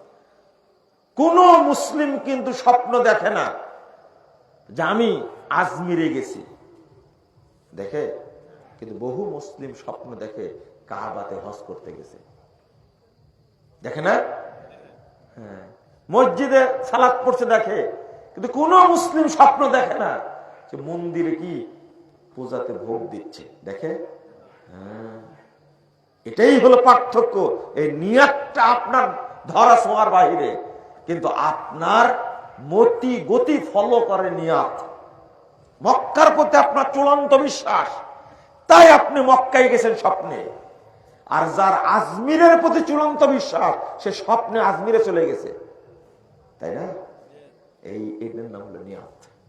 নিয়াত যদি কন্ট্রোলে থাকে বেঁচে গেলেন, আর যদি কন্ট্রোলে না থাকে শেষ, একবারে শেষ। এর নাম হলো আকীদা। আকীদা পরিষ্কার থাকা লাগবে। আল্লাহ রাব্বুল আলামিন বলছেন ইন্নানি আনাল্লাহ, নিশ্চয় আমি আল্লাহ, লা ইলাহা ইল্লা আনা, আমি ছাড়া কোনো ইলাহ নেই, ফা'বুদনি ওয়া আকিমিস সালাতা লিযিকরি। আল্লাহ বলছেন অতএব আমারই তাওহীদ প্রতিষ্ঠা করুন এবং আমার সন্তুষ্টির জন্য আমাকে স্মরণ করার জন্য সালাত আদায় করুন। আগে তাওহীদ না আগে সালাত? আগে কি? উত্তর দেন। তাওহীদ। ৭৩৭২ নম্বর হাদিস সহিহ বুখারীর মধ্যে এসেছে, মুহাম্মদ রাসূলুল্লাহ সাল্লাল্লাহু আলাইহি ওয়াসাল্লাম যখন মুআয বিন জাবালকে পাঠাচ্ছিলেন ইয়ামানে, তখন রাসূল সাল্লাল্লাহু আলাইহি ওয়াসাল্লাম তাকে বলছেন, ঘোড়ার লাগাম, উটের লাগাম ধরে বলছে, এই শোনো মুআয, ইন্নাকা তাকদিমু আলা কওমিন আহলিল কিতাব, তুমি ইহুদি খ্রিস্টানদের দেশে যাচ্ছ, ফাআউয়ালু মান তাকু আউয়ালু আন তাদউ আইয়াহিদুল্লাহ তাআলা, প্রথম দাওয়াত দিবে তাওহীদের দিকে, তারা যেন আল্লাহকে এক বলে স্বীকার করে। ২, ফাইদা আতাউ যালিক আও আরাফু যালিক আও আজাবু যালিক, এইটা যদি তারা গ্রহণ করে, এইটা যদি মেনে নেয়, এইটা যদি স্বীকৃতি দেয়, ফাআখবিরহুম আন্নাল্লাহ তাআলা আলাইহিম খামসা সালাত ফিল লাইলাতি ওয়া নাহারি। ২ নম্বরটা বলবে, এইটা মানার পরে বলবা আল্লাহ তোমাদের রাতে দিনে ৫ ওয়াক্ত সালাতকে ফরজ করেছে। বলেন আগে তাওহীদ না সালাত? আগে তাওহীদ। এটাই হলো আকীদা। আমরা বুঝি না।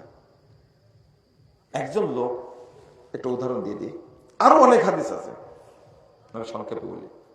একজন লোকের চোখটা এত সুন্দর, চেহারাটা এত সুন্দর, বডিটা চমৎকার, মানে 2টা হাত, 2টা পা, বডি স্ট্রাকচার মানে স্টিল বডি, তার কোনো অসুখ বিসুখ নাই, এত সুন্দর বডি দেখে মনে হচ্ছে এত সুন্দর। কিন্তু সমস্যা একটা, ওর মধ্যে জান নাই, আত্মা নাই। কি নেই? কি করবে কে দিয়ে? এখন বুঝেন কথাটা, কি করবে না কে দিয়ে? একে এখন মাটির তলে রাখা ছাড়া কোনো বুদ্ধি আছে? হ্যাঁ, যদি এটা বুঝেন আপনি, তাহলে বক্তব্য শেষ করা উচিত। আমাদের সালাত খুব সুন্দর, আমাদের সিয়াম খুব সুন্দর, হজ করতে যা মক্কা টাওয়ারে থাকি কি আনন্দে, আরাফাতে গিয়ে এমন তাঁবুতে থাকি যে তাঁবুতে খাওয়া দাওয়া থাকা সব ওকে, কারণ আমার প্যাকেজ হলো 25 লাখ টাকা। কয় টাকা? 25 লাখে কয়জন হজ করতে পারে বলেন তো দেখি? একাই হজ করতে গেছে, তার সব ভালো, হজ ভালো, সিয়াম ভালো, ইফতারের সময় তার 32 রকমের তার ইফতারের আইটেম, এত ভালো সাইম, তাহাজ্জুদ ভালো, কিন্তু নাই কি? ঈমান। রাইট, কি নাই? ঈমান নাই, তাওহীদ নাই, তাওহীদ নাই। কোন লাভ আছে? কোন লাভ নাই। কিন্তু মজার ব্যাপার হলো আপনার কিচ্ছু নাই, তাওহীদ আছে, জান্নাত হবে ইনশাআল্লাহ। কত দলিল নেবেন আপনি?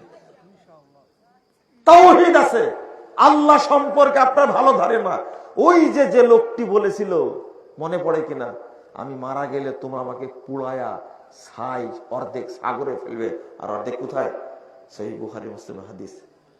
ওই লোকটিকে ছাই এক জায়গায় করে আল্লাহ তাকে তৈরি করে বলছেন, লিমা ফাআলতা হাযা, এই ব্যক্তি, এটা তুমি কেন নির্দেশ দিয়েছিলে? সে কিন্তু তার সন্তানদেরকে বলেছে, লাইন কদারাল্লাহু আলাই লা ইউআযযিবান্নাহু লা ইউআযযিবু আহাদাম মিনাল আলামিন। এমন শাস্তি দিবে তোমাদের বাপকে আল্লাহ, এমন শাস্তি দিবে, পৃথিবীতে এত শাস্তির কাউকে দিবে।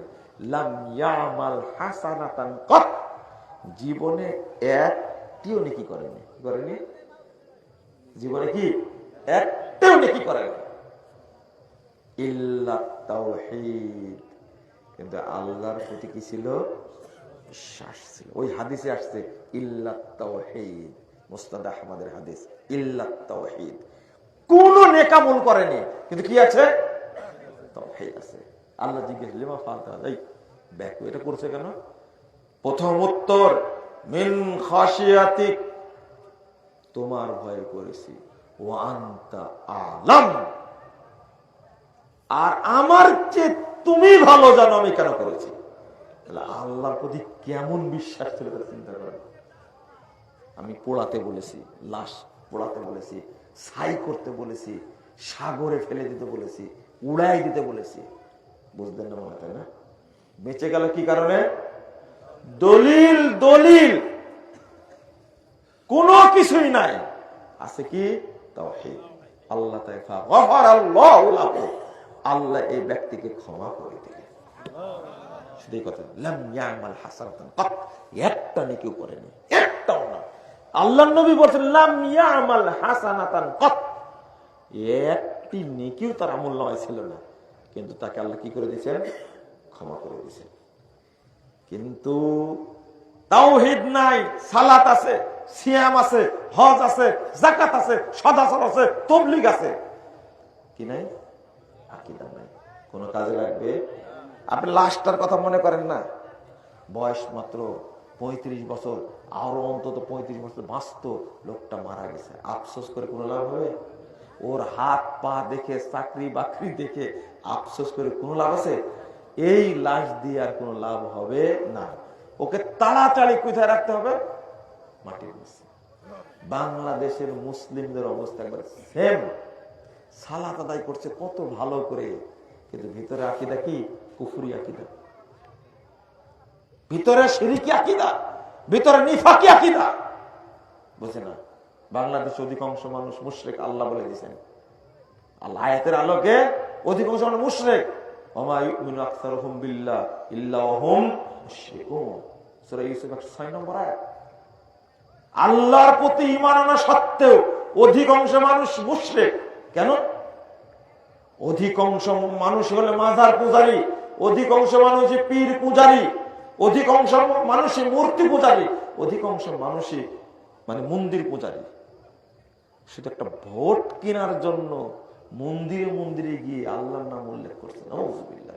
যেখানে বাথরুমে দোয়া পড়া যাবে না, বিসমিল্লাহ বলে ওযু করা যাবে না, সেখানে আল্লাহর নাম উল্লেখ করছে। কোন জায়গায় গিয়ে? আল্লাহর নামের পাওয়ার জানেন? আল্লাহর নামের পাওয়ার জানেন? 4982 নম্বর হাদিস। হাদিসটা পাওয়ার কাকে বলে? সাহাবীর সাথে যাচ্ছেন, আবু দাউদের হাদিস। গাধা হোঁচট খেয়েছে। গাধা কি হোঁচট খাওয়া বোঝেন না? হোঁচট খাওয়া। তখন সাহাবী বলছেন, তাইসা শয়তান, শয়তান ধ্বংস হোক। আমাদেরকে হোঁচট খাওয়াই দিল। আল্লাহ রাসূল বললেন, লা তাকুন তাইসা শয়তান। এই তাইসা শয়তান, এটা বলো না। কেন? ইজা তাকুল তাইসা শয়তান তাদামা হাত্তা তাকুনা মিসলাল জাবাল। তুমি যদি বলো শয়তানিটা করেছে, তখন শয়তান অহংকারে বড় হতে হতে বিশাল পাহাড়ের মতো বড় হয়ে যায়। বিকুওয়াতি, আমার কারণে এটা হয়েছে। তাহলে একটা শয়তান যেটা পাহাড়ের মতো হয়, তাহলে কি হবে? এবার আল্লাহ রাসূল বলছেন, বল তাকুল বিসমিল্লাহ। এরকম হোঁচট খেলে বলবে বিসমিল্লাহ। ফাতাসাগারা হাত্তা তাকুনা মিসলাল দুবাব। তুমি যদি বলো এই সময় বিসমিল্লাহ, তাহলে সে এই বিশাল শয়তান না হয়ে একবারে ছোট্ট মশার মতো হয়ে যাবে, তারপর শক্তি থাকবে। বিসমিল্লাহর পাওয়ার বুঝেছেন আপনি? হতো কত বড় বলেন? পাহাড়ের মতো হয়ে শয়তান। কিন্তু বললাম সাথে সাথে কি বিসমিল্লাহ, সাথে সাথে কি হয়ে গেছে? মশার মতো হয়েছে। মশার কোনো শক্তি নাই। আল্লাহ শিখাই দিচ্ছেন বিসমিল্লাহ বলো। আল্লাহ শিখাই দিচ্ছেন বিসমিল্লাহ বলো। পড়ে গেছে হাত থেকে কিছু, আপনি পড়ে যাচ্ছেন, সাথে সাথে কি বলবেন? বিসমিল্লাহ বিসমিল্লাহ বিসমিল্লাহ।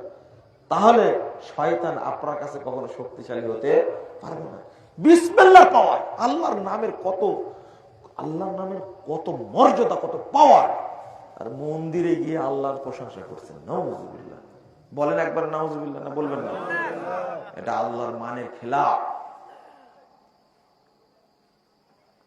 বলতে পারে না বাংলাদেশের কেউ যে বাংলাদেশে কোনো সংবিধান থাকবে না, কোরআন এবং সহিহ হাদিস হবে বাংলাদেশের সংবিধান।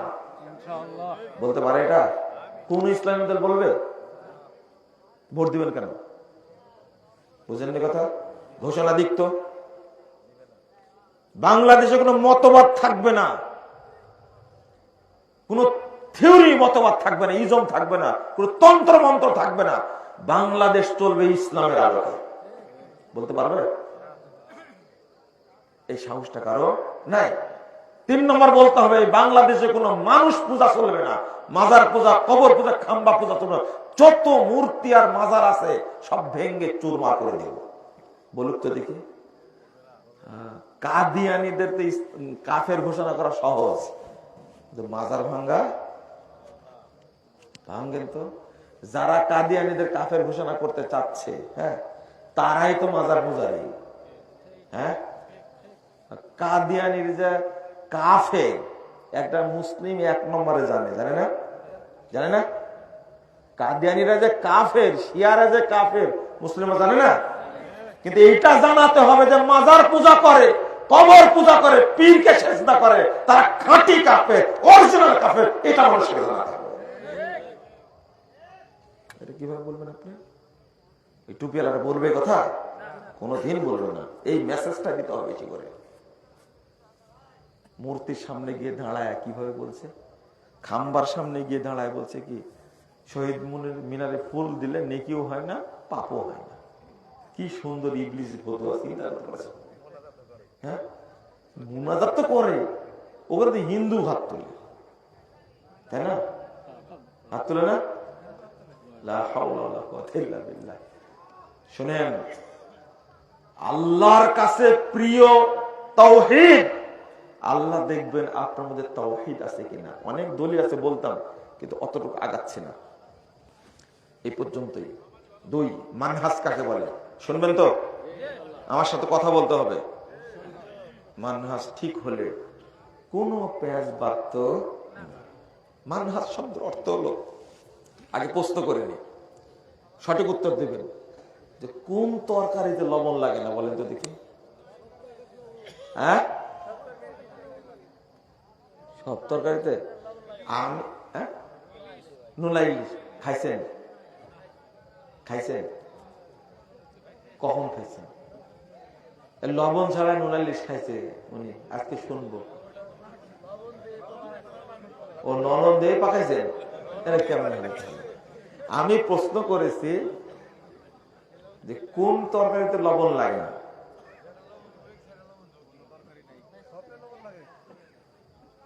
আমি জিজ্ঞেস করলাম যে কোন তরকারি লবণ লাগে না, তো বলছে যে সব তরকারিতে লাগে। উত্তর হলো, আচ্ছা আপনি বলেন তো, আপনার বাপের সন্তান না মায়ের সন্তান? বলো দুজনের সন্তান। আমি প্রশ্ন করেছি বাপের সন্তান না মায়ের সন্তান। প্রশ্নই ঠিক হয়নি, তাই না? প্রশ্নই ঠিক হয়নি। তাহলে সব প্রশ্ন করা যায় না। এবার বুঝেছেন তাহলে, তাই না?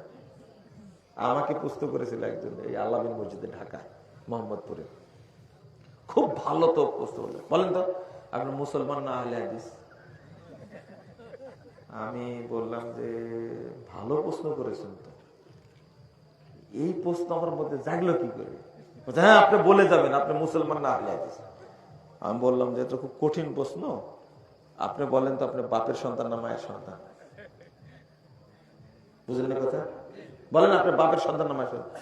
বাপের সন্তান না মায়ের সন্তান? পট করে বলছে বাপের সন্তান। তাহলে মায়ের সন্তান না আপনি? তাহলে না, মায়ের সন্তান। তো বলছে যে ভালো করে বলেন বাপের সন্তান না মায়ের সন্তান? বাপের না মায়ের? বাপের না মায়ের? যান বাড়ি যান, শুনে ভালো করে বাপকে মাকে জিজ্ঞেস করবেন আমি তোর সন্তান না আব্বার সন্তান, তুই ভালো করে বলে দে। ওই সারাদিন খেটে খুটে হিসাব নিকাশ করে সন্ধ্যার পরে ফোন দেয়, বলে যে সে ভুল হয়ে গেছে। কি ভুল হয়েছে? আসলে এইভাবে প্রশ্ন করা ঠিক হয় না। বুঝছেন কথা? প্রশ্ন করা ঠিক হয়নি। বেকুব প্রশ্ন করলেই করা যায়। আমি যদি বলি আপনি মুসলমান না বাংলাদেশি, কি উত্তর দেবেন? বলেন মুসলমান, তাহলে ঝাঁটা দেয় বের করে দিই, ইন্ডিয়ায় পাঠায় দেয় আপনাকে। অনেকে তো গেছে ইন্ডিয়া, তাই না? আপনাকে বের করে দিই। হ্যাঁ, সাবধান, প্রশ্ন চাইলে করা যায় না। কোথা থেকে শুরু করেছিলাম ভুলে গেছেন? বলেন তো। না না ওটা বলেন, ওটা তো আগে বলেছি। কোন তরকারিতে লবণ না, কে বললো ওটা? ওই যে, তাহলে লাইনে আছে বলেন কোন তরকারিতে লবণ লাগে না? এই মুরব্বী উত্তর সঠিক দিছে। হ্যাঁ, সব তরকারিতে কি ঠিক। মানহাজ এমন জিনিস, শরীয়তের মধ্যে সবচেয়ে গুরুত্বপূর্ণ হলো মানহাজ। সবচেয়ে গুরুত্বপূর্ণ কি? মানহাজ। মনে থাকবে, মানহাজ হলো এমন মানদণ্ড যেটা দিয়ে সবকিছুকে মাপতে হবে। আকীদা মাপতে হবে মানহাজ দিয়ে, তারপরে তাওহীদ মাপতে হবে কি দিয়ে? মানহাজ দিয়ে। ঈমান মাপতে হবে কি দিয়ে? মানহাজ দিয়ে। মানহাজ এত গুরুত্বপূর্ণ। আল্লাহ বলছেন 48 নম্বর আয়াত সূরা মাইদা, লিকুল্লিন জাআলনা মিনকুম শিরআতাও ওয়া মিনহাজা, আমরা তোমাদের প্রত্যেককে শরীয়ত দিয়েছি এবং মানহাজ দিয়েছি। মানহাজ একটা শরীয়ত, একটা মানহাজ। শরীয়ত মানার পদ্ধতিটা হলো কি? মানহাজ। মনে থাকবে, মানহাজ শব্দটা নীতি, একটা মনে রাখবে। মানহাজ শব্দের অর্থ কি? নীতি। মানহাজ শব্দের অর্থ কি? নীতি। আর পরের দুইটা হলো সিরাতে মুস্তাকিম বা জান্নাতের পথ। মনে থাকবে, মানহাজ মানে কি? নীতি, জান্নাতের পথ। এখন এই মানহাজ হলো বাংলাদেশি মানহাজ না। এই মানহাজ হলো সালাফদের মানহাজ, মানহাজুস সালাফ। ভাষাটা সবাই বলেন তো, ছোট বড় সবাই বলেন মানহাজ।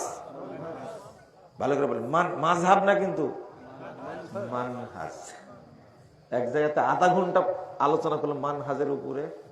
পরে আমি অজু করতে গেছি ওয়াশরুমে, তখন একটা আমার বন্ধু মানুষ মুজফফর বিন মহসিন কি মাযহাবী হয়ে গেল, মাযহাবের যদি এতই গুরুত্ব থাকে তাহলে এতদিন কেন বলেনি? আমি কিন্তু শুনতে পাচ্ছি, অথচ আলোচনা হচ্ছে কি নিয়ে? মানহাজ। আর সারা পুরো সময়টা শুনেছি, হিসাব করেছি কি? মাযহাব। কথা কি বুঝতে পারছি? আজ থেকে 10-12 বছর আগে না, 15 বছর আগে বক্তব্য দিয়েছিলাম আকীদার উপরে। কিসের উপরে? আকীদা। 45 মিনিট খুতবা দিয়েছি। খুতবা দিয়ে বেরিয়ে আসছে না, ওই ইমামের কামরায় বসে আছি, মানুষ যাচ্ছে, কি হুজুর আকীদার এত গুরুত্ব, কিন্তু ছাগল কয়টা দিতে হবে সেটাই বললো না। গরু দিব, মহিলা হলে মেয়ে হলে কয়টা দিব, এগুলি বললো না। অথচ পুরো সময়টা বক্তব্য দিলে কিসের উপরে? আকীদার উপরে। আসলে কি আকীদা নিয়ে আলোচনা করেছে? কি আকীদা। আর মানুষ মনে করছে কি আকীদা, মানে আকীদাটাই চালু আছে, আকীদা নাই। মাযহাব চালু আছে, মানহাজ নাই। যেটা দরকার সেটাই নাই, যেটা থাকার দরকার না সেটাই কি আছে। জাল হাদিস নিয়ে ব্যস্ত, সহি হাদিসের কোনো খবর নেই। এটাই হলো আমাদের অবস্থানটা। মানহাজটা কি বলেন? সালাফ। সালাফ মনে থাকবে? সালাফ, সিন লাম ফা, সালাফ। সালাফ বলতে বোঝায় রাসূল সাল্লাল্লাহু আলাইহি ওয়াসাল্লামের যুগ, সাহাবীদের যুগ, তাবেঈদের যুগ। এই 3 যুগের সৎ বান্দাদেরকে কি বলে? সালাফ। মনে থাকবে? তাহলে ভাষাটা একবারে বলি, মানহাজুস সালাফ। মানহাজুস সালাফ মানে সালাফদের মানহাজ, সালাফদের নীতি। সালাফদের কি? এই যে বলুন, মানহাজ মানে কি? নীতি। বলেন সাহাবী, তাবে, তারা জান্নাতি না জাহান্নামী? জান্নাতি। ফাইনাল না সন্দেহ আছে? ফাইনাল। তারা জান্নাতি, ফাইনাল। তাদের নীতি যারা অনুসরণ করে তাদেরকে বলা হয় সালাফি। কি মনে থাকবে? তাদের নীতি যারা ফলো করে তাদের কি বলে? সালাফি। মনে থাকবে? তাহলে সালাফ আর সালাফি এক জিনিস না। সালাফ হলো কারা? বলেন আমার সাথে বলেন। সাহাবী, রাসূল সাল্লাল্লাহু আলাইহি ওয়াসাল্লামের যুগের লোক, সাহাবীদের যুগের, তাবেঈদের যুগের, এই 3 যুগের যারা নেক বান্দা তারা কি? সালাফ। তারা কি? সালাফ। আর তাদের নীতি যারা অনুসরণ করে তারা কি? সালাফি। আমরা কি বলেন? আলহামদুলিল্লাহ, আমরা সালাফি, আমরা আহলুল হাদিস, আমরা সালাফি। প্রমাণ দেন একটা। আপনি তো এটা মানেন না, সাহাবীরা মানতেন, বের করেন শুধু, তাহলে মেনে নিব, না হলে আপনি বুঝতে ভুল করেছেন। আমরা অনেক কিছুই 100% আমল করতে না পারলেও বিশ্বাস করি কিনা? হ্যাঁ, বিশ্বাস করি 100%। এটাও সাহাবীদের যুগে ছিল। আবু বকর রাদিয়াল্লাহু আনহু আর উমর রাদিয়াল্লাহু আনহু ঈমান কি এক সমান ছিল? কোনো দিনই না। উমর রাদিয়াল্লাহু আনহু ঈমান আর উসমান রাদিয়াল্লাহু আনহু ঈমান কি এক সমান ছিল? কোনো দিনই না। অর্থাৎ আমলের ক্ষেত্রে কি হতে পারে, কিন্তু বিশ্বাস ছিল কি? আজকে যেটা উদাহরণটা দিব, যতক্ষণ পর্যন্ত সালাফদের নীতি আপনি না মানবেন ততক্ষণ পর্যন্ত আপনি হেদায়েত পাবেন না। আল্লাহ বলছেন ফাইন আমানু বিমিসলি মা আমানতুম বি ফাকাদ ইহতাদাও, সূরা বাকারা 137 নম্বর আয়াত। তারা যেভাবে ঈমান এনেছে অন্যরাও যদি ওইভাবে ঈমান আনে, আল্লাহ বলছেন সাহাবীদেরকে, তোমরা যেভাবে শরীয়ত বুঝেছো, যেভাবে ঈমান এনেছো, ওইভাবে যারা বুঝবে তারাই হেদায়েত পাবে। ওয়া ইন তাওয়াল্লাউ ফাইন্নামা হুম ফি শিকাক, যদি এই শর্ত মেনে না নেয় তাহলে তারা বিভ্রান্তির মধ্যে আছে, গোমরাহির মধ্যেই আছে।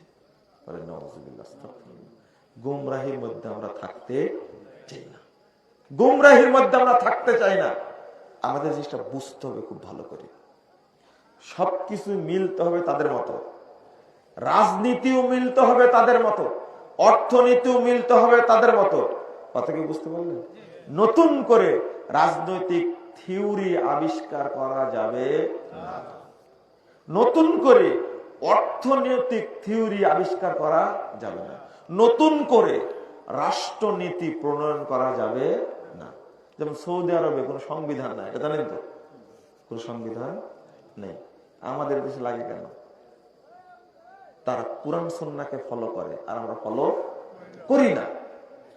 তো শুধু আকীদার ক্ষেত্রে না, এই মানহাজটা, যেমন একটা উদাহরণ দেব, একটু মনোযোগ দিয়ে শুনেন তো।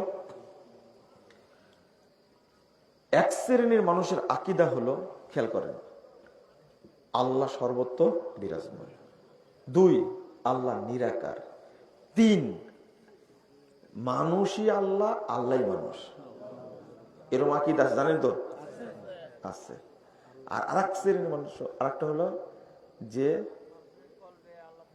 মানুষের কলবে আল্লাহ থাকে।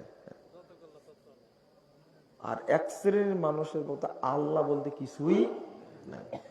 আর এক শ্রেণীর মানুষের বক্তব্য হলো আল্লাহ আরশে আছেন, তার কি আকার আছে, সিফাত আছে, এইটাই সিফাত আছে। তাহলে আল্লাহ সম্পর্কে কয় রকমের ধারণা হলো? কয় রকমের? 4-5 রকমের হলো। তো এইটা কোনটা সঠিক মাপবেন কি দিয়ে? এই তো সবার দলিলে কোরআন। সবার দলিল কি? কোরআন। আমি কিন্তু আগেই বলেছি যে আপনার এখানে কি মানহাজের উপরে বক্তব্য শোনার লোক আছে? আপনি যে বিষয় দিচ্ছেন তারা কি বুঝবে? জিজ্ঞেস করে বলেছি। আমাকে যখন কানে কানে বললে এই বিষয়ে আলোচনা করবো, তখনই বলেছি এই ব্যাপারে বুঝার কি লোক আছে? আপনারা কি বুঝতেছেন? আলহামদুলিল্লাহ। তাহলে আকীদা হলো কয়েক প্রকারের আল্লাহ সম্পর্কে। এটা কোনটা সঠিক বিচার করবে কে? এই মাপের নাম হলো মানহাজ। এটার নাম কি? মানহাজে ফেলে দিতে হবে। এখন তাদের নীতিটা দেখতে হবে, তাদের নীতি যেটা ওইটা বাদ দেয় সব কি? সব কি? তার মধ্যে আল্লাহর পক্ষ থেকে বলেছি, সাহাবীদের পক্ষ থেকে কি বললাম না? এখন আল্লাহ রাব্বুল আলামিন আরশে আছেন, এতে কোনো সন্দেহ নাই, কোরআন হাদিসে প্রমাণিত। কিন্তু আল্লাহ সর্বত্র বিরাজমান, এই কথা কোরআন হাদিসে কোথাও নেই।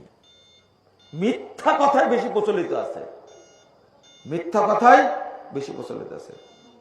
ঈমান সম্পর্কে আকীদা বিভিন্ন রকমের, তাই না?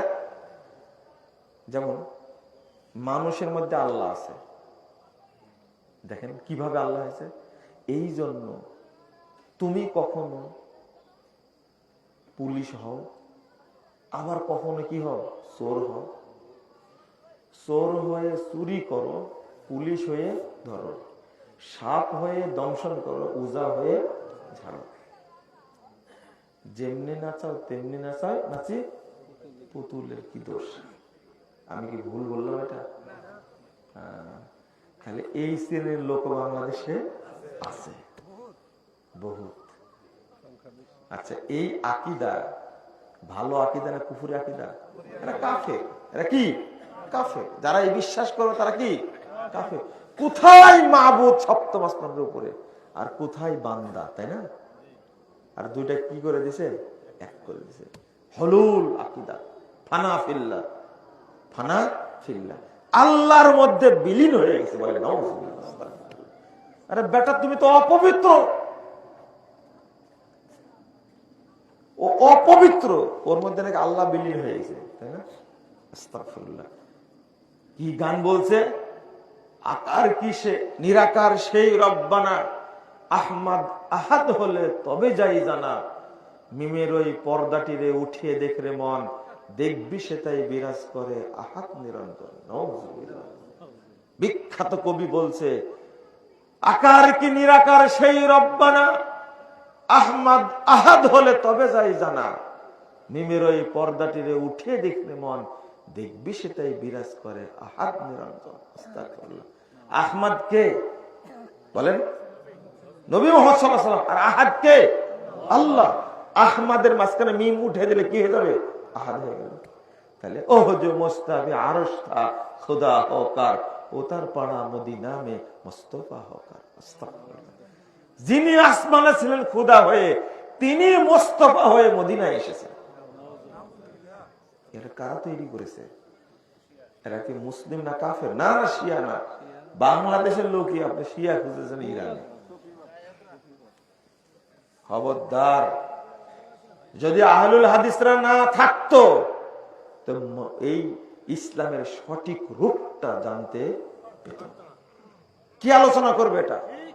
ভাষাটা কিভাবে বলছে? আর কি হরির উপর হরি, হরি শুভা পায়, হরিকে দেখিয়ে হরি হরিতে লোকায়। সবই হরি রে ভাই, সব কিছু আল্লাহ। এটা কোনো মুসলমানের আকীদা হতে পারে? হিন্দুদের আকীদা, হিন্দুদের আকীদা। আর বাংলাদেশের মানুষ এই তবলিগের লোকেরা আছে না, টঙ্গীর সুফিবাদ বিশ্বাসী, দেওবন্দিরা আছে না, সুফিবাদ বিশ্বাসী, এদের মূল টার্গেট হলো মানুষকে আল্লাহ বানানো। কি বানানো? আল্লাহ বানানো। এই দেওবন্দি মানহাজের স্রষ্টা ইমদাদুল্লাহ মুহাজিরে মাক্কি জিয়াউল কুলুব বইয়ের মধ্যে লিখে রাখছেন, যেহেতু আকীদার আলোচনা করতে বলেছেন তো মাথা ওই দিক চলে গেছে, আজকের অন্য ওয়াজ হবে না, কথা ওই দিক চলে গেছে, এখন ওই দিক যাবে। আর এই আলোচনাগুলো মানুষ শুনতেও চায় না, বুঝতেও চায় না। হয়তো আপনাদের ওসিলায় এতগুলো মোবাইল ক্যামেরা আছে, সব রেকর্ড হচ্ছে, এগুলো হয়তো অন্য মানুষদের পৌঁছা দেবেন ইনশাআল্লাহ। আল্লাহ যেন এই আলোচনাকে কবুল করেন, বলেন আমিন। আজকে যে কথাগুলো বলছি মানহাজের উপরে, শুধু একটা উদাহরণ দেই মাপেন কি দিয়ে। ইয়া আইয়ুহাল্লাযীনা আমানু, ইয়া আইয়ুহাল্লাযীনা আমানুত্তাকুল্লাহ ওয়াবতাগু ইলাইহিল ওয়াসিলা, 35 নম্বর আয়াত সূরা মাইদা।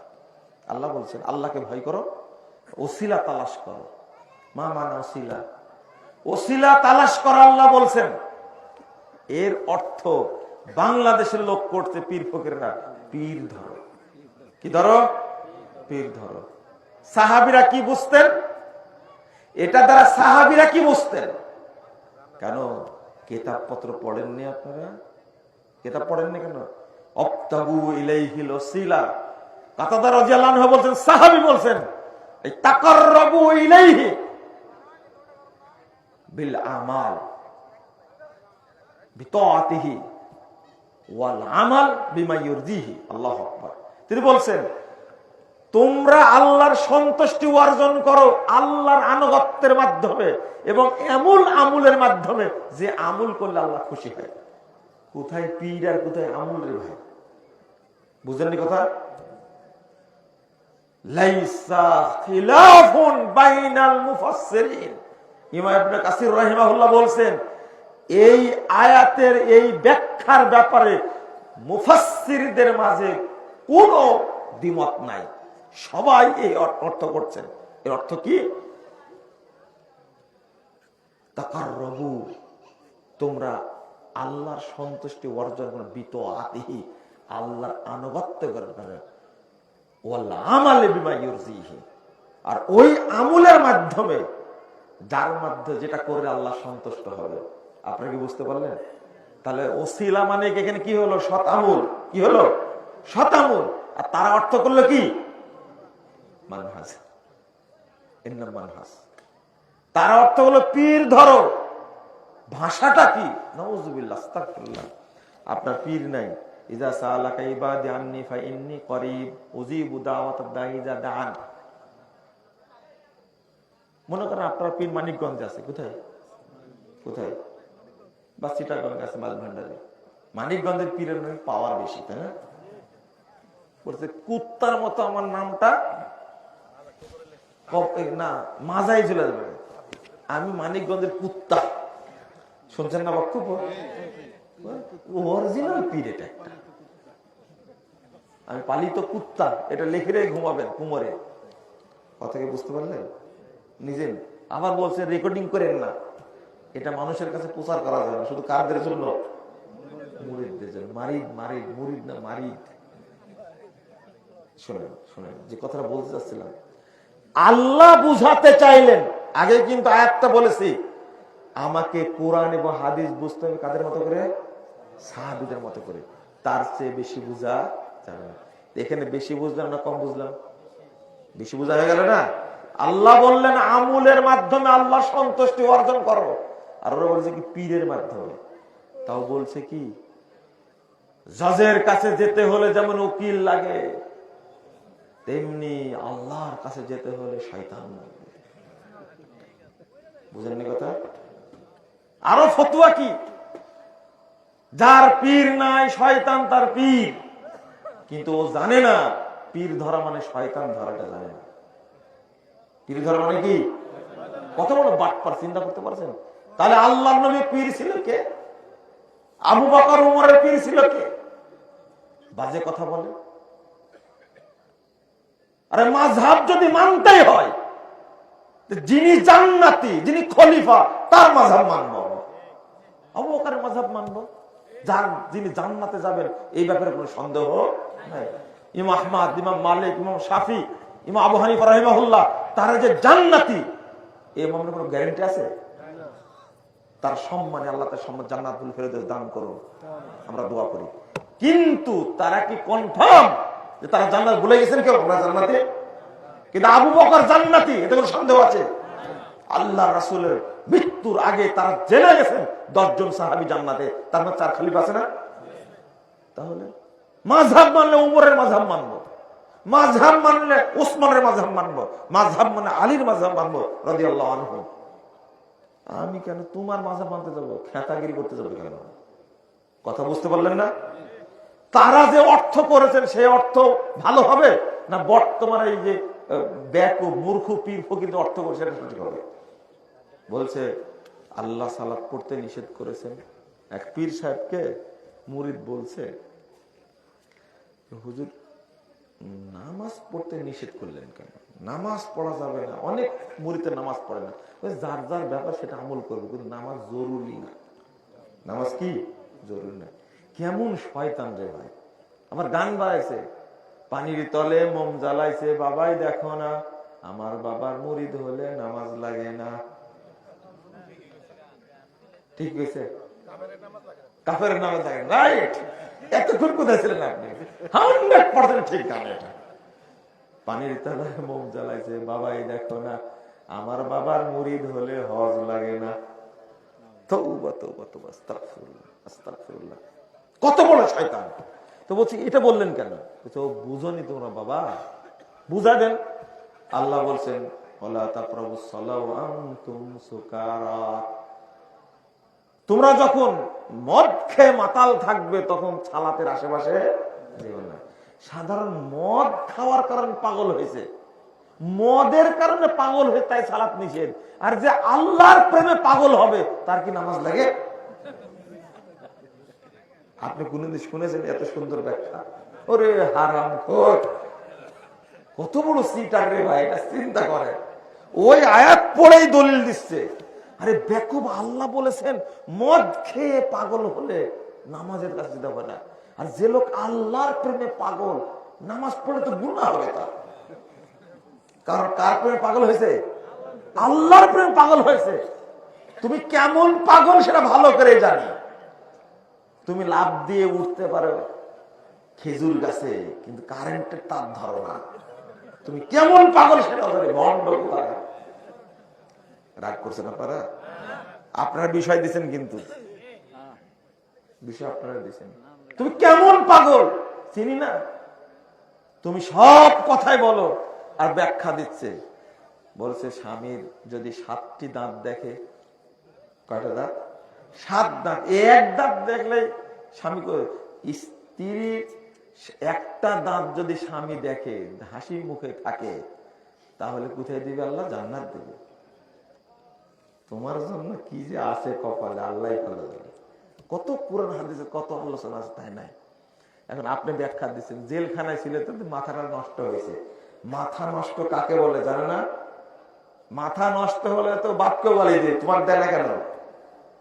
আহলে হাদিসদেরকে আহলে খবিশ বলে, তাই না? ওই জামাত ইসলামকে আহলে খবিশ কোনদিন বলতে পাগলটা বুঝে নেব না, তাই না? নবী মানে সাংবাদিক, তাদের চেয়ে মর্যাদা আপনাদের একটু বেশি, বুঝে নেব না, তাই না? তো কোনদিনকে গালি দিচ্ছে আওয়ামী লীগকে, গালি দিচ্ছে বিএনপি কে, কিন্তু পাগল হয়ে যে জামাত ইসলামকে গালি একটা দিবে দেশে কোনদিন একটা দেবে? পাগল না জাতে মাতাল তালে ঠিক জানতে অসুবিধা আছে আমাদের? জাতে মাতাল তালে ঠিক, একটা কথাও কিন্তু বলেনি। আর আমরা ব্যাখ্যা দিচ্ছি কি, জেলখানায় গেছিল, রিমান্ডে নিচে শর্ট খাইছে, কি হয়েছে? আরে কি সুন্দর ব্যাখ্যা। এমনি বলি যে বাংলাদেশে একটাও ইবলিস নাই, একটাও ইবলিস নাই। এত বড় বড় ইবলিস থাকতে ইবলিসের কোন কাজ আছে বাংলাদেশে? ও আটলান্টিক মহাসাগরে না খেতে দেখো আসছে। আমার এজেন্ট যারা আছে তারাই দায়িত্ব পালন করছে। বাজে কথা, কথা বলতেই যে আছে রে ভাই। নতুন করে বলছে মার রব্বুকা, মানে তোমার রব কেটা না, তুমি কোন সংবিধান মানতে? এ কি সহ্য করা যাবে? অমা দিনুকা, এই দিন বলতে তুমি কোন দল করতে? আমি যে বক্তব্য দিয়ে আসি এই হাদিসের ব্যাখ্যা করতে গিয়ে বক্তব্য দিয়ে আসি যে প্রথম আল্লাহ জিজ্ঞেস করবে তুমি কোন দল করতে, এটা কেন দলিল পেয়ে গেছে। ওমা দিনুকা মানে কি, তুমি কোন দল করতে? আস্তাগফিরুল্লাহ। আমার নবীগত নবীকে এর অর্থে তিনটাই রাজনৈতিক প্রশ্ন, তিনটাই কি রাজনৈতিক পত্র। কি পরিমাণ গাঁজা খাইছে আপনি চিন্তা করতে পারছেন? কোরআন হাদিসের ব্যাখ্যা হাঁকাহাঁক করছে। কোরআন হাদিস এভাবে ব্যাখ্যা করা যাবে? ওই যে কেউ যদি কোরআন এবং হাদিসের নিজের মতো অর্থ করে সে কাফের হয়ে যাবে, সে কাফের হয়ে যাবে। অধিকার নাই। সালাফরা যে ব্যাখ্যা দিয়েছেন ওই ব্যাখ্যায় দিতে হবে। আল্লাহ কি বলছেন? ওয়ালা ইয়াতুনাকা বিমাসালিন ইল্লা জিনাকা বিল হক ওয়া আহসানা তাফসীরা। আল্লাহ বলছেন তোমার কাছে তারা যে বিষয়গুলো নিয়ে আসে আমি হক বলে ওহী দ্বারা সমাধান দিই। ওয়া আহসানা তাফসীরা, আর এই ওহীর উত্তম তাফসীর কি হবে সেটাও আমি আল্লাহ বলে দিই। বলেন আলহামদুলিল্লাহ। তাফসীর শেখার জন্য তোমার কাছে যাবো, ওয়াক্তাগু ইলাইহিল ওসিলা, মানে পীর ধরো। আমি তোমার কাছে ব্যাখ্যা নিতে হবে, এই ব্যাখ্যা নিতে যাবো কার কাছে? আল্লাহর কাছে। আল্লাহ কি বলেছেন, রাসূল কি বলেছেন, সাহাবা কেরাম কি বলেছেন? বলছেন কাদিয়ানীরা বলছে মা কানা মুহাম্মাদুন আবা আহাদিন মির রিজালিকুম ওয়ালাকির রাসূলুল্লাহি ওয়া খাতামান নবিয়্যিন। কাদিয়ানীরা বলছে যে মুহাম্মদ আংটিওয়ালা নবী, নট শেষ নবী। বুঝেননি কথা? শুধু একটা ব্যাখ্যা দিয়েছে কাদিয়ানীরা, মুহাম্মদ নবী তবে শেষ নবী না, শুধু এতটুকু। এই কারণে কাফেরের ফতোয়াতে কত হাজার দিছেন। গতকালকে শহরের উর্দাতে আরো মারছে কাফের। ব্যাখ্যা কয়টা? ব্যাখ্যা কয়টা? একটা বলেছে। হ্যাঁ, কাদিয়ানীরা বলে এটা মুহাম্মদ নবী, এতে কোনো সন্দেহ নাই, কিন্তু শেষ নবী না। এই আয়াতের ব্যাখ্যা দেন, এই আয়াতের দলিল। আল্লাহ বলছেন মুহাম্মদ তোমাদের বাপ না, লাকিন খাতামান নাবিয়্যিন, নবীদের মধ্যে আংটিওয়ালা। আর খতম মানে কি? আংটি। এই একটা অপব্যাখ্যা করার কারণে যদি কাদিয়ানীরা কাফের হয়, তাহলে আমরা কত হাজার আয়াত আর হাদিসের অপব্যাখ্যা করছি। আমরা কি তাহলে ওদের সার্টিফিকেট একটা, আমাদের কয়টা হবে? বুঝলেন কথা? উল্টা এই পাপের কি ক্ষমা হবে নাকি জিজ্ঞেস করেন। আহলে হাদিসদেরকে বলে এরা কাদিয়ানী। এই বুড়াগুলো জানে না আহলে হাদিসরা কি। এই গোলাম আহমদ কাদিয়ানীর বিরুদ্ধে সর্বপ্রথম আহলে হাদিসরা সংগ্রাম করেছে।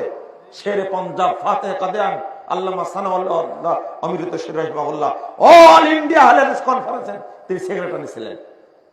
কাদিয়ানীদের বিরুদ্ধে কেউ যেতে পারেনি সাহস করে। মুবাহালা কাকে বলে? মুবাহালা কাকে বলে? কারো সাহস হয়নি। আল্লামা সানাউল্লাহ অমৃত শের তার সাথে যুদ্ধে অবতীর্ণ হয়েছেন, বলছেন এই তুমি নাকি আল্লাহর নবী গোলাম আহমদ। এই তখন বলছে সানাউল্লাহ আমি হলাম আহমদ, আমার নাম গোলাম আহমদ না। কেন?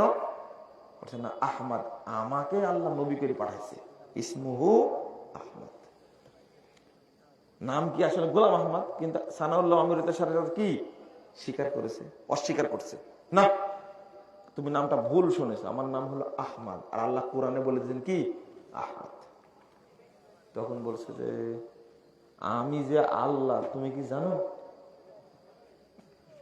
আমি যে আল্লাহ তুমি কি জানো? মনুর নাম কি? সানাউল্লাহ। সানাটা বাদ দিছে, কি হলো? আমি যে আল্লাহ, তুমি কি জানো? আমি আল্লাহ তোমার মতো গাধাকে নবী করে পাঠাইনি। এক বাক্যে কি ফায়সালা শেষ। বুঝেন মনে? কত সুন্দর কথা। যুক্তি মানে কি? এই যুগে একটা জাকির নায়ক। জাকির নায়ক তা আলেম না, গবেষণা করেছেন প্রচুর। আল্লাহ তাকে হেফাজত করুক। যুগে যুগে একজন করে পাঠায়। জাকির নায়কের সামনে কথা বলার কোন পুরুষ আছে পৃথিবীতে? আসে? যে আসবে সেই কিন্তু খোঁজা হয়ে যাবে। খোঁজা বুঝেন তো? ঠিক সেই যুগে ছিলেন আল্লামা সানাউল্লাহ রাহিমাহুল্লাহ। তো ওনার কাছে কিছু লোক গিয়ে বলছে যে, মাওলানা সাহেব, আমার এলাকায় একটা পীর, এই ন্যাংটা পীর, ওকে তো কিছু করা যায় না, তো চলো যাই। ন্যাংটা পীর, আপনার পীরের এলাকায় কিন্তু কিছু মনে করেন না। আজকে শুনছে এলাকায় পীরই বেশি, মুরিদ কম। জীবনে কোথাও শুনিনি এই কথা। ঘরে ঘরে পীর, মুরিদের চেয়ে পীর বেশি। বিশ্ববাসী আপনারা শুনে নেন, মানিকগঞ্জটা কত অপসিত। আগে তো অনেক ফাটাইছে, এখন পীর দিয়ে ফাটাচ্ছে। আপনারা সবাই জেনে নেন ভালো করে। আস্তাগফিরুল্লাহ। আল্লাহ তুমি আমাদের রহম করো, আমিন। আল্লাহ তুমি এই জেলাটাকে হেদায়েত দান করো, পীর মুক্ত করো এই জেলাটাকে। তো সানাউল্লাহ অমৃতেশ্বর রাহিমাহুল্লাহ আসছে পীরের কাছে, যে ন্যাংটা কি? ন্যাংটা তুই ন্যাংটা কে? ন্যাংটা কেন রে? না তো আমি ন্যাংটা না। ন্যাংটা না তো ওইটা কি দেখা যায়? সেটা আলিফ।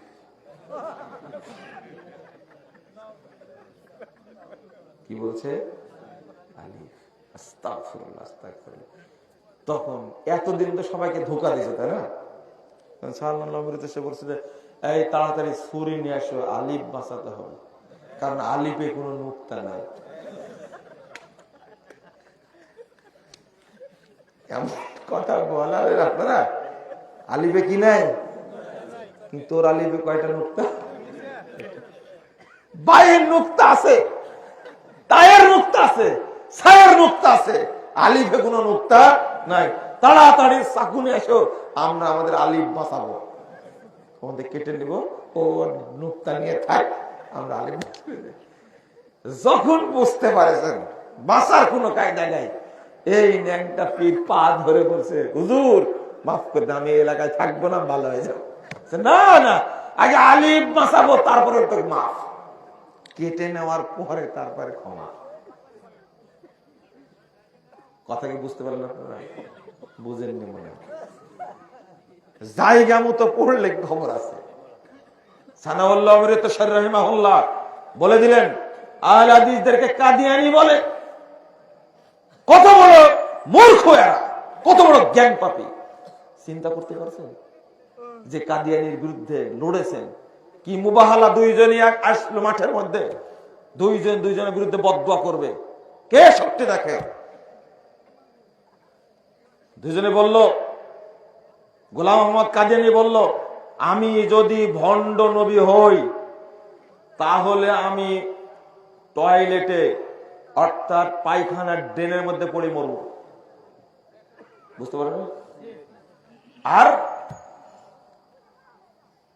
সানাউল্লাহ অমৃতেশ্বরী বলে দিলেন, তুমি যদি সত্য নবী হও তাহলে আমি পায়খানার ড্রেনের মধ্যে পড়ে মরব।